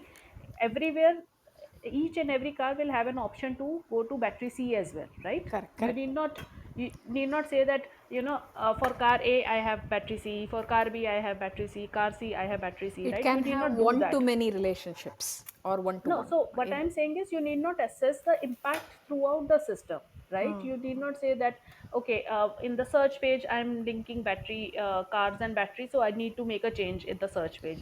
In the entry of a car page, I use battery, so I need to make a change there, because you have made change in one location, one master data. Your change is equally applicable throughout the system, and you need not worry about it, right? Yeah. Yeah. Yeah. So that's Yeah. how configurations, or this master data is just one example of a configuration, right? So just to make Got you it. Got it. understand. Got it. So it's again a configuration, and you have to keep your configuration separate from your functionalities, so that whenever there is a change in the configuration, or whenever there is a change in the rule, then it applies throughout the system, and you need not perform impact analysis of this change, right? Because by itself it will be implemented. Okay, so when we try to do the sprint planning, like user story by user story, and if this is used as a reference card each time, that means this user story spans over multiple sprints and it should never be closed because we'll keep referring it back, or how does this work? Or should we just keep it in an No, epic? so sprint planning will come later, right? So we are at the stage where we are writing user stories. We have not, we are not planning for these user stories. Oh, So okay, okay, yeah, yeah, so Menka, there are 2 points. One, the example that you gave now about configurations, I think those are CI/CD configurations. I mean, yeah, the implementation pipeline, wherein right, most of the times business analyst or product analyst won't play any role. Okay, the okay, configurations that we are talking about are business configurations. So oh, one of the examples that Shipra gave are business configurations, and okay, the user story that you are saying, you can create a user story saying that I need a master list of say batteries yeah, to be implemented and kept at a single place. Okay, so okay, that's one user story which is closed now in current sprint. So correct, next time onwards, they will refer to this list always. So you don't, I mean, the story is closed because you have created that master list already. So you need not create it every time. So the story will be closed because it will be implemented by the team. So it right, won't spill over, it will be closed. But then the implementation or the solution is reused across the system got it, or the got configuration. So we're talking about very specific to business configurations, it, got it. not those pipeline configurations. Oh, okay, okay. Got it, got it, got it. I think I Yeah. got confused there. Okay. Yeah. Thank you And so the much. configurations are about rules also. So in simple as Sam, you building a leave management system, some organizations club Saturdays, Sundays in my leaves. So if I'm taking leave on Friday and Monday, they say it's a 4 days leave. Some organizations say it's 2 days leaves. So my configuration can tweak my system saying that for organization A, apply a rule saying that consider Saturday and Sunday as a part of leave application. The if I change those configuration, I can say that Saturday Sundays are excluded from the leaves. So business configurations are not just limited to the master list. I mean, it's a big, I mean, it's a gamut in itself. But then, if you think those about these common things, it helps you, always helps you to reduce cost in future. Okay, got it. Got it. Thank you so much. Yeah. Yeah. So when splitting about user stories, right? So one other thing that I'd like to add here is, which is outside the spider definition, is technical work, right? So sometimes what happens is that the team needs to set up or have some technical components in place in order to fulfill your user story. So we took an example of a master data, right? Creation of master list. So someone will have to write a code, insert this statement, or pick up this Excel and upload it into the system. So someone needs to do something in the background, right, in order to work on your user story. So we can take another example wherein integration needs to happen, right? So integration is not straightforward. So we know that integration will work. We have already done the spike story. We know the integration will work, but there needs to be a development within for this integration, right? So your functional story may say that when user clicks on this button, then I should get a response from the third party system and I should see this value, right?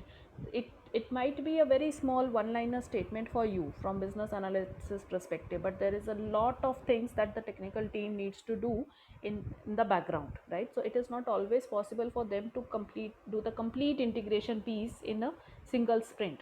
So what you can do is, you can split your functional story and your technical story. You can ask technical team to start working on the configuration in first sprint, and then they will club their integration with your functional story in the second sprint. So the placement of the button and generating the trigger from, or creating the request from on click of this button, so all that they will do as part of your functional story, but they will do it later. uh, uh, in the in the prior sprint, what they will do is, they will connect with the system. They will create their request JSON or XML or whatever it is, and then they will give some area wherein the connection will be made, and then a capability to get the response file, right? So all that work, all the technical work, they will do in first sprint, so that your story need not be split up, but it will be split up in a functional story and a functional story. So that's another splitting I have seen, which generally happens practically. Feel free to share your views.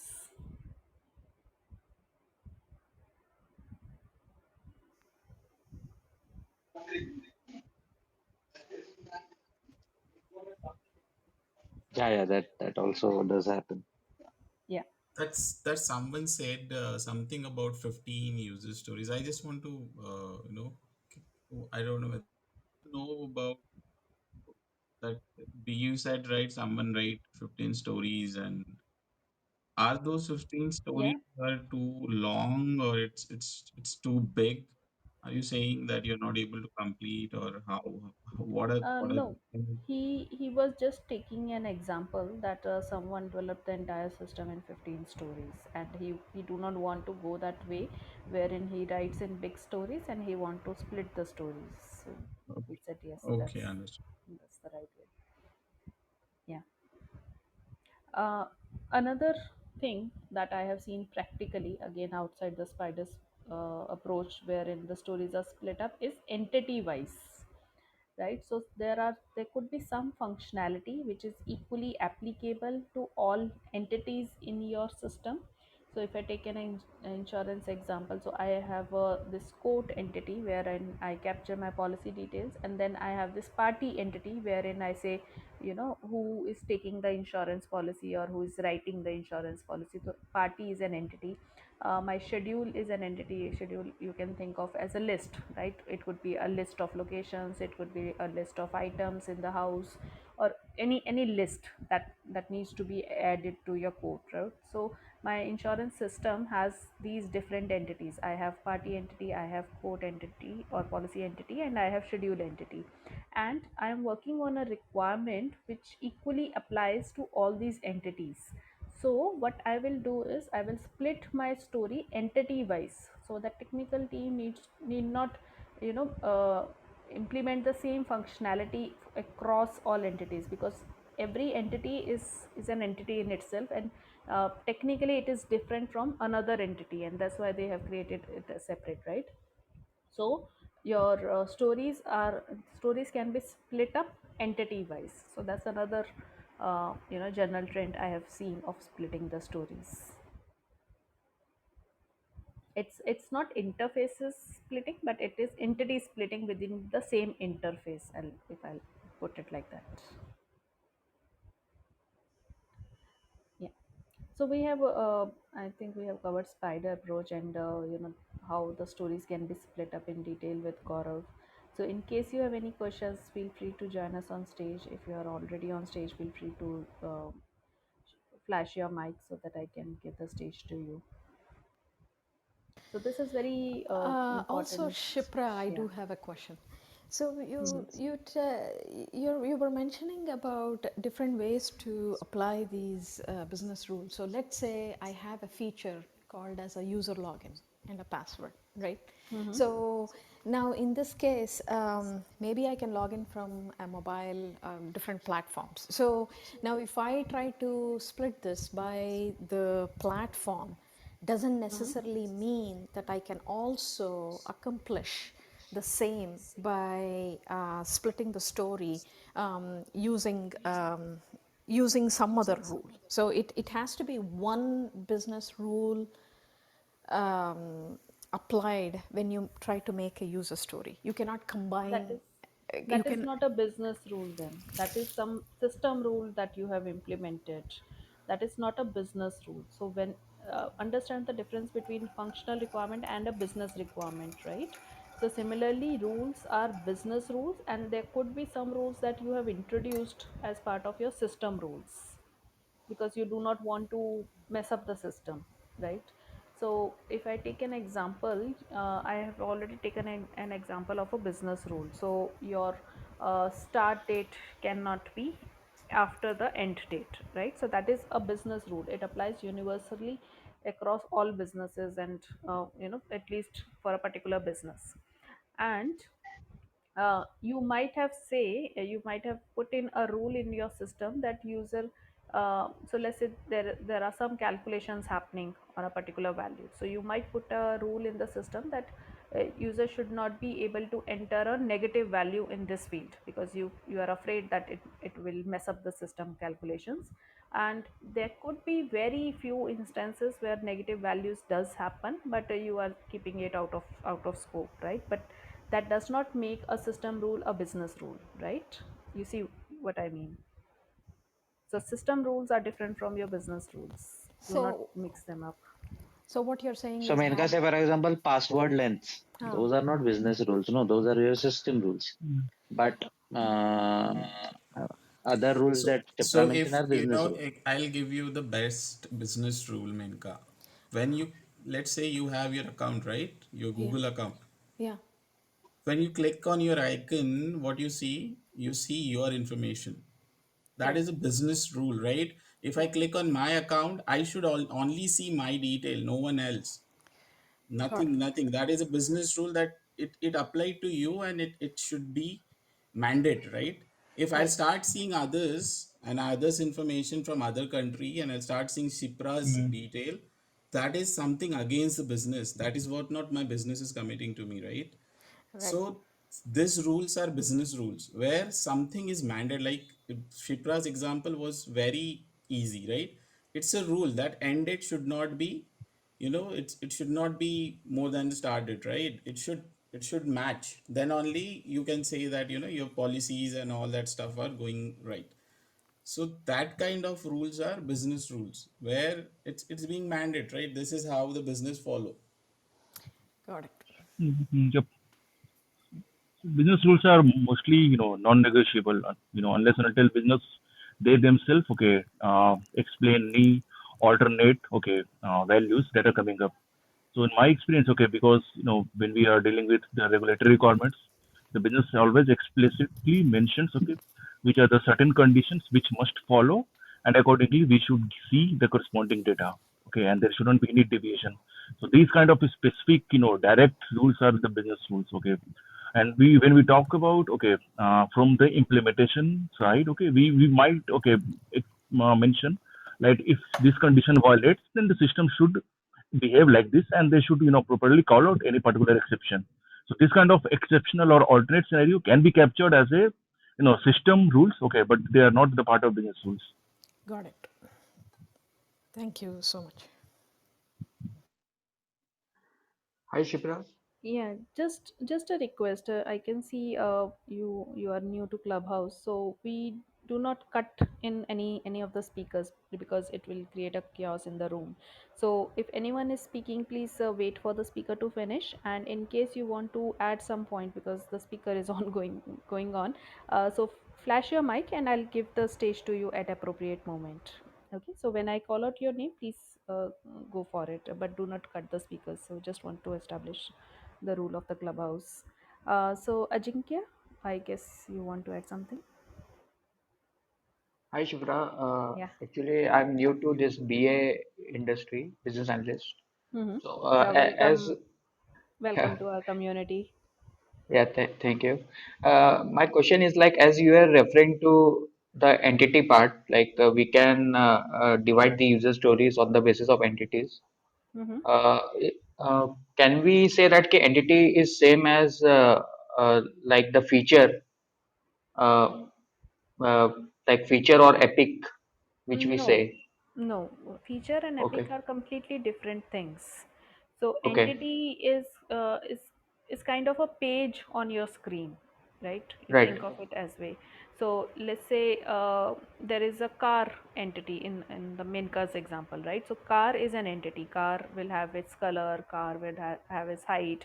Car will have wheels, number of wheels, right? So car is an okay, entity. Uh, Battery is a separate entity to car. So battery will have its model number of cylinders, right, the capacity. So car cannot be a battery and battery cannot be a car, right? So they are two correct, separate entities.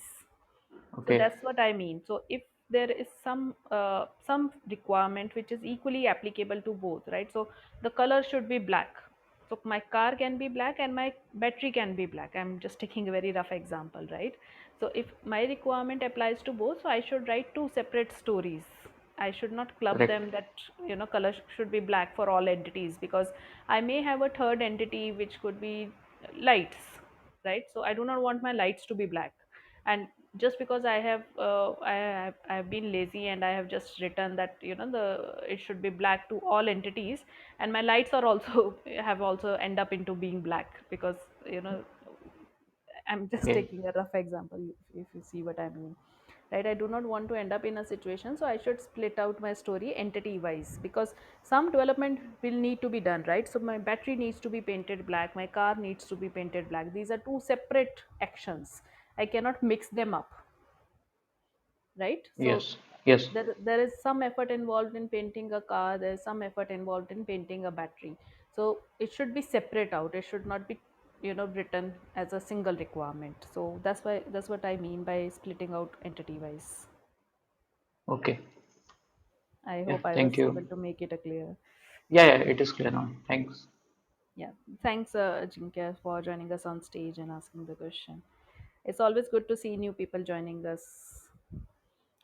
Okay, so we still have 15 minutes. I doubt we will be able to cover any other topic. We'll schedule separate sessions for Invest, and we'll see where it takes us. So, in case you have any questions on splitting the Yep. user stories, so basically we talked about how the stories are split up. So, if you have any questions, feel free to ask. Yep. Um, Yep. Yes. Main, Yes, Shipra. yeah, just give me a minute, Menka. sure. Rohit, Yep. please go. Yeah. Yeah. Yeah. Shipra. Sorry, I joined. Okay, this forum late. Okay. So Shipra and all of the participants who are there in this forum. So I have one very what is it now very challenging, okay, query whenever we talk about splitting the story, and in particular in my case, okay, then I deal with you know different features which requires me to put up a particular interface, and there is always a workflow associated, okay, with all those operations. The user is trying to upload any document, they submit, it gets triggered, the other person reviews it, they either approve or reject. So if we try to dissect this feature by the CRUD operation. So do we need to split the user story at every step? Like as a user, a user is able to open a particular page. As a user, I am able to upload a document. As a user, I am able to submit. Or we only deal with the core essence of that particular workflow, that is submission, approve, rejection. So if you guys have encountered this type of feature when you write the user stories, how you guys were able to split it in a meaningful way? So Rohit, have you heard about use cases? Yep, yep. Yeah, so if you are writing requirements around workflows, the best approach is to follow a use case. So if you see a use case, there is a single use case, and then there is an alternate use case, and then there are alternate use cases to the alternate use case, right? So Hmm. each slice of a use case should be your one story, Mm, and then it will okay. give you your end-to-end flow, or the happy path as you call it, right? But I Mm, agree, it might become too big to be included in a particular sprint.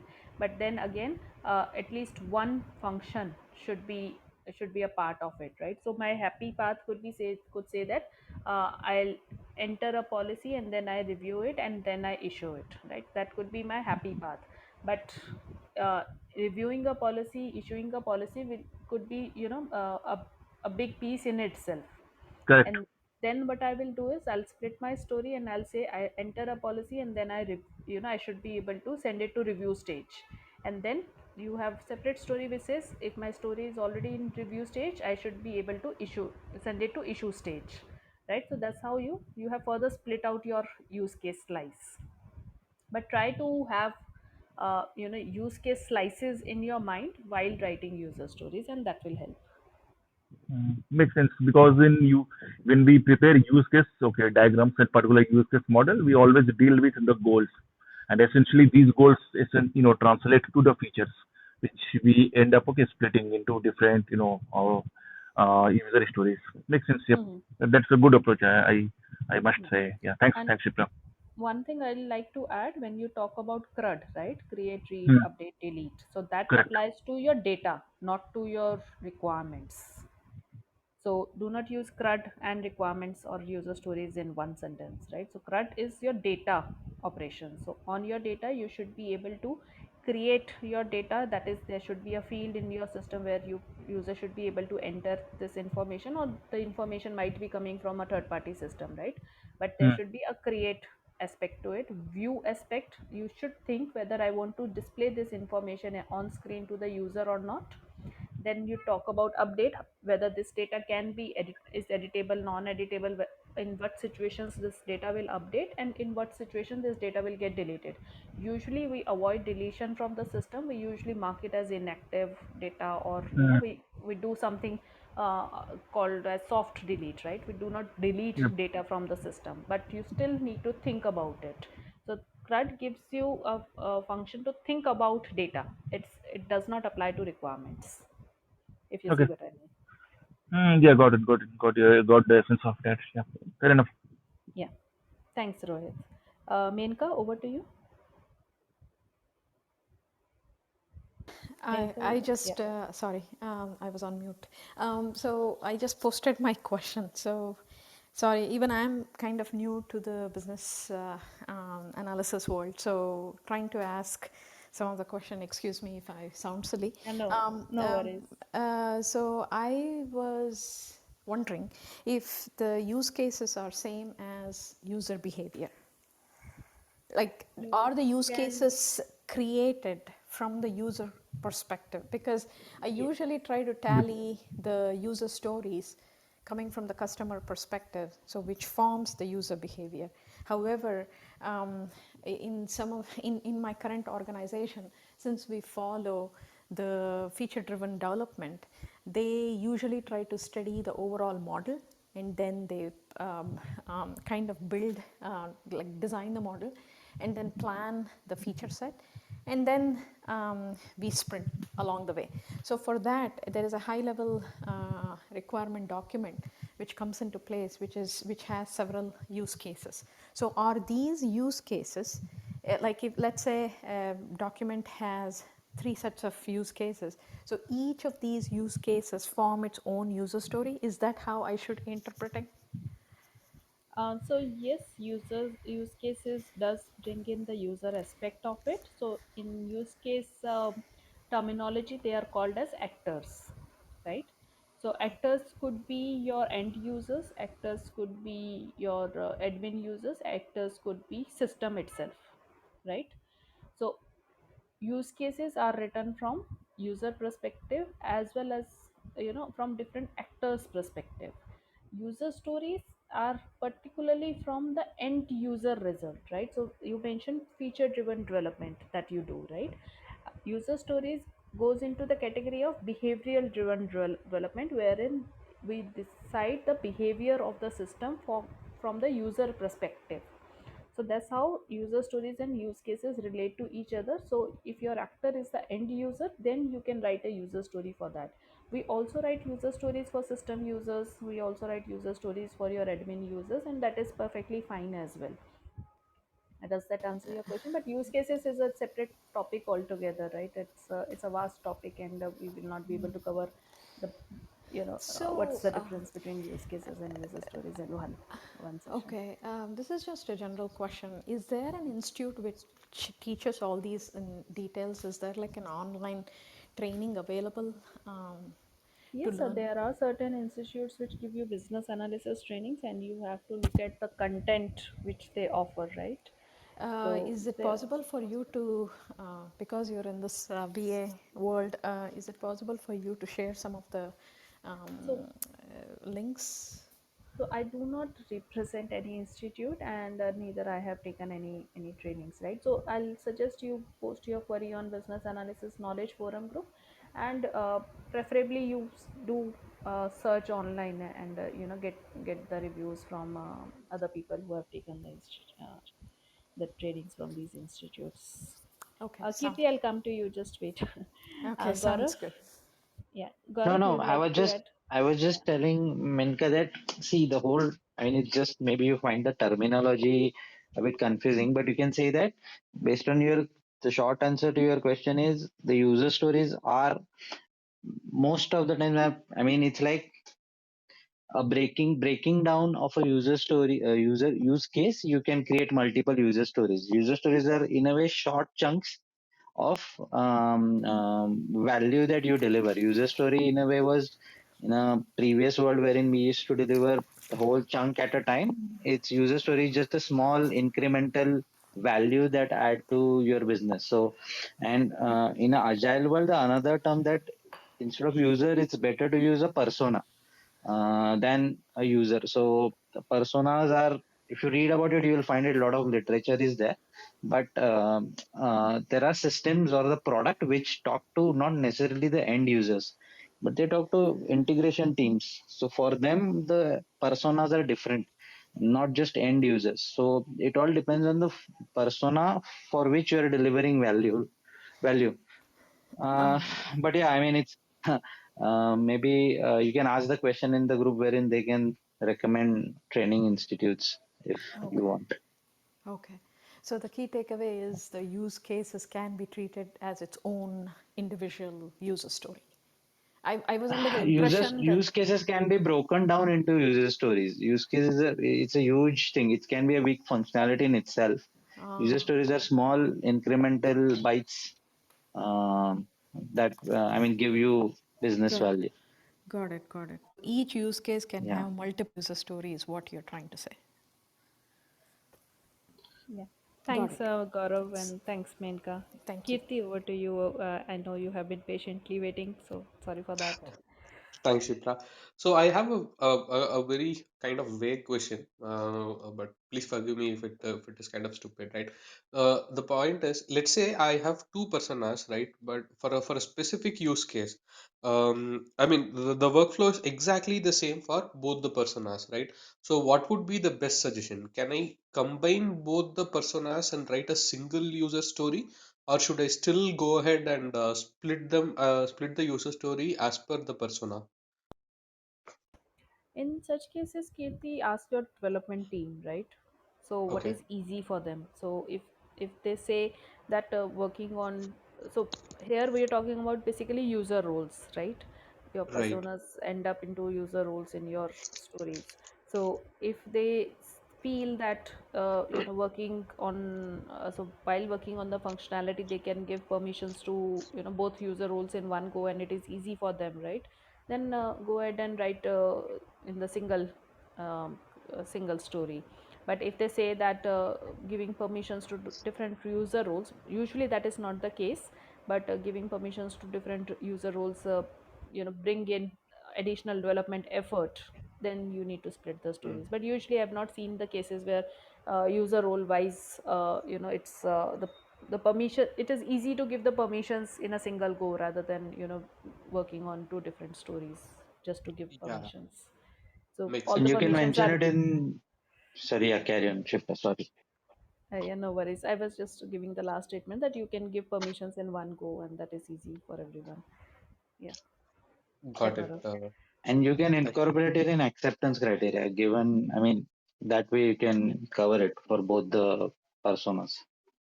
got it. Same user story and acceptance criteria. So that way you can cover it. Makes sense. Okay. So, my next question would be like now Um, that we have, Katie, yeah, before you sorry. before you move on to your next question, just one more point. So Okay. my personal preference is, so what I do is I write, given I am an underwriter slash operations team member, right? So it gives Uh, both user roles into one single Correct. criteria. right. So yeah. Makes sense. Cool. So my next question is, Shipra, again, now that we have discussed so much about how we are splitting these user stories, right now we have got to the most granular level. Right? The next big important task for a business analyst is to trace and maintain all these requirements, right?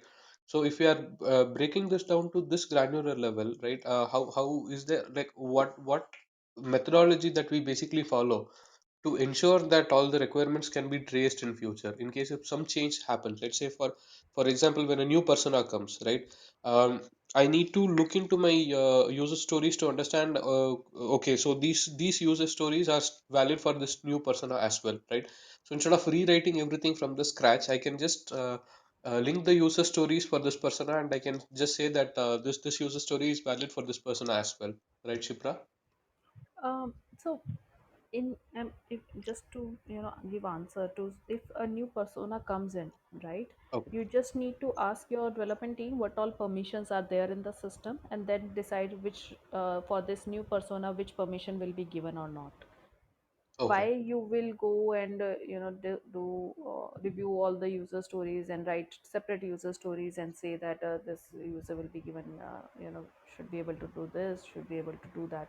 That is a long winding way of doing things, right? Just ask your Mm. development team to give you a latest list of all the permissions in the system, put it in an Excel, put your user role, or most probably you should have a list of all the permissions in the system as a business analyst.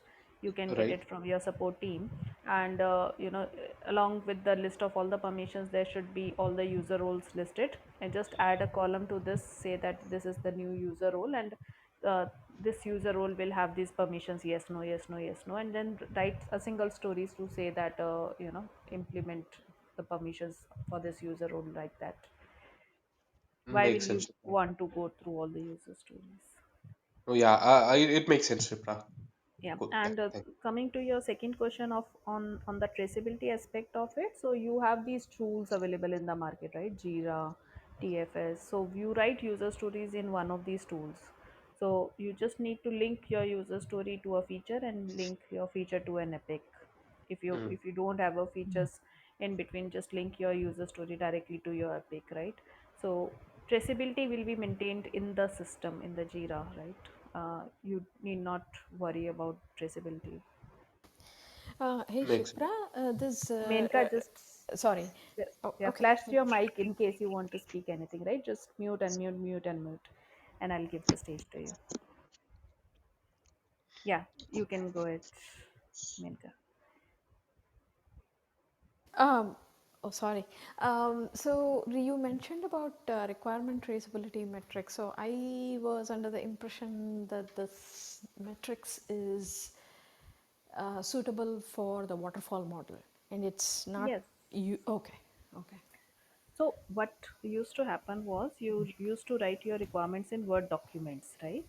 So then you needed to have an requirement traceability metrics which will help tracing your requirements. So what in Agile happens is you write your user stories in one or other tool, and this tool helps you track the requirements. That does not mean that RTM is a piece of is a function of a waterfall only, right? You need traceability of your requirements in Agile as well. It is equally applicable that your requirements needs to be traced, right? You have written a requirement and no one has developed it, no one has tested it, right? It doesn't make sense. You need it to be completed end to end, right?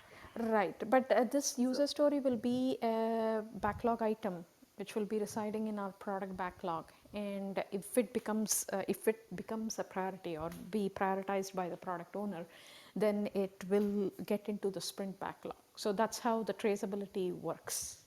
yes, Is but that after sprint backlog also it needs to be assigned to development team then needs to assign it to QC, then QC is assign it back to you so that you can test it out or demo it to the client, and then it is assigned to SIT team, then it is assigned to UAT team, right? So all that assignments happen, right? So you are tracking your requirement till it is closed. Oh, okay. So then that means that even in agile model we use the RTM in Jira. RTM RTM, so there are two different things. One is requirement traceability, right? So what we are saying is your requirements needs to be traced. So they needs to be traced from business requirement, that is your epic or feature. From there, you should have your functional requirements, and then which are your user stories, you can say, and then they needs to be assigned to development. QC needs to be done, and all that till closure, till it is deployed. So all that tracing needs to happen. So that is requirement traceability. It needs to happen in waterfall, it needs to happen in agile. Requirement traceability metrics is an Excel document wherein you put in all your requirements, and then you ask your development team members to put in their development code references. You ask your QC team members to put in their references, so that you can ensure that nothing is missed, Okay. Okay. right? So RTM does not apply to agile because requirement traceability is maintained via the tool. We don't need to have a separate Excel to do that. That's what we are saying. I see. Okay. Okay. Thanks. Rohit, do you want to add something? Yep. Yeah. Actually, in Agile tool, okay, so whenever any particular user story is written, okay, it can be linked, okay, to any particular user story. So there is one tab, okay, quality control and business. So I'm not able to recall exact tab, okay, but if you select that particular tab and in the drop down, you can select whether the user story is related to, is cloned by, or is tested by.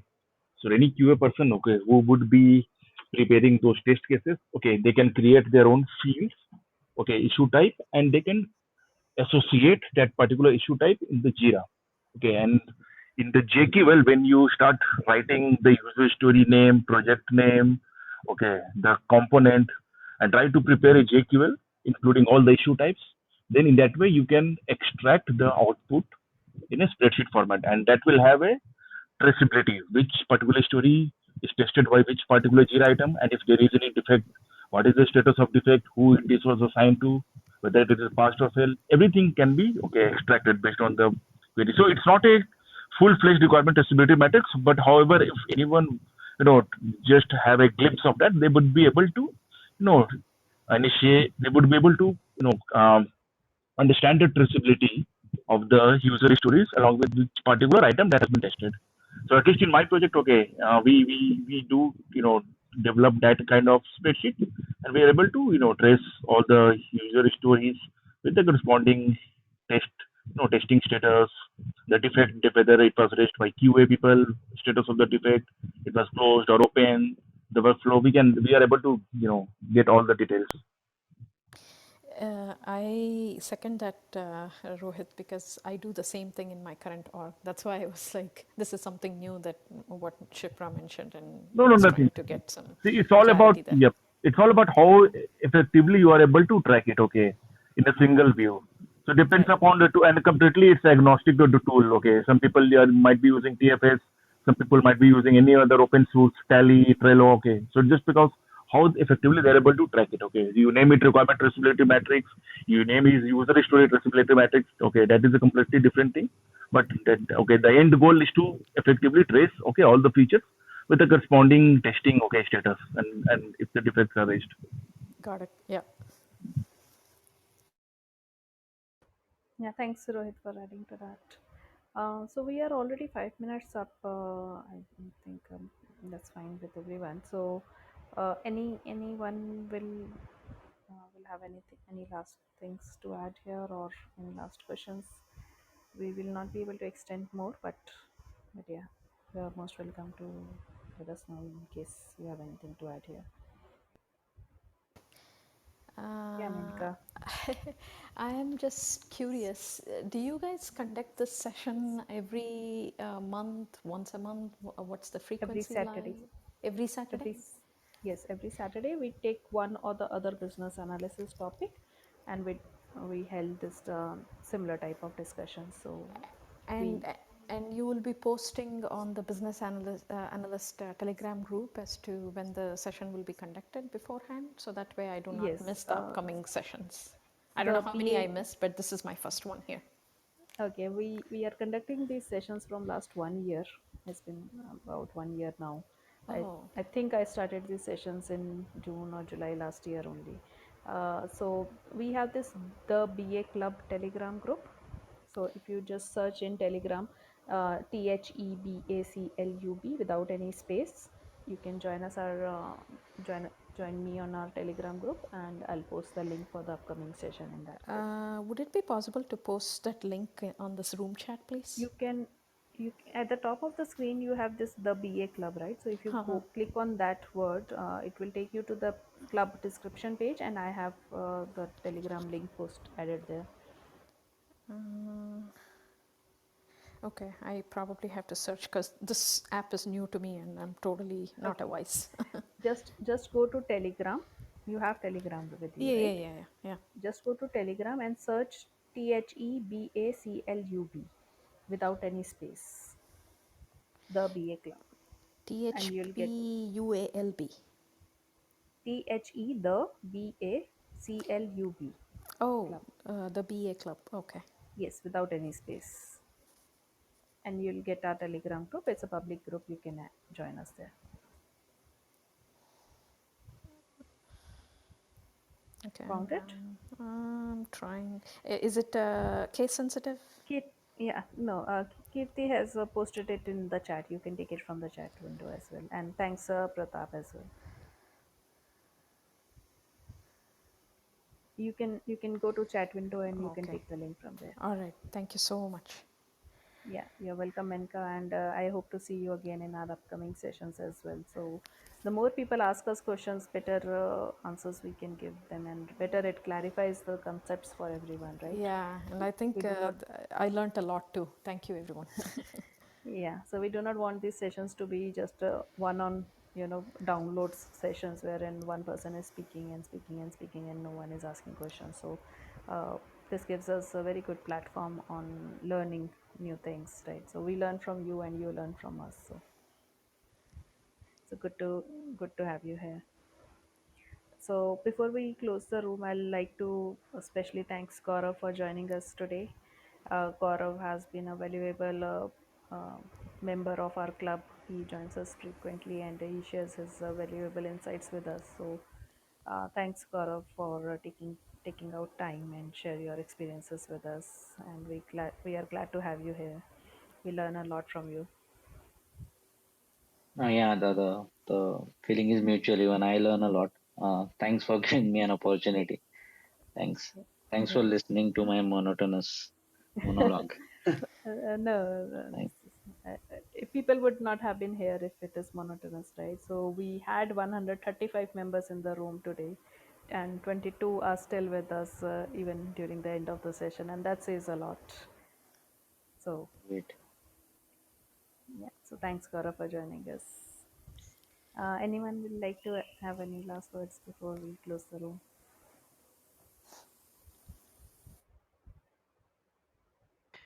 I think it was a wonderful session, Gaurav. Thanks for organizing that, Shipra. Thanks for all your inputs, guys.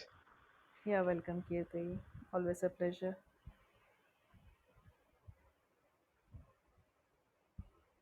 Okay, then I think it's time to close the room. So happy weekend, everyone, and we'll hope to see you next week.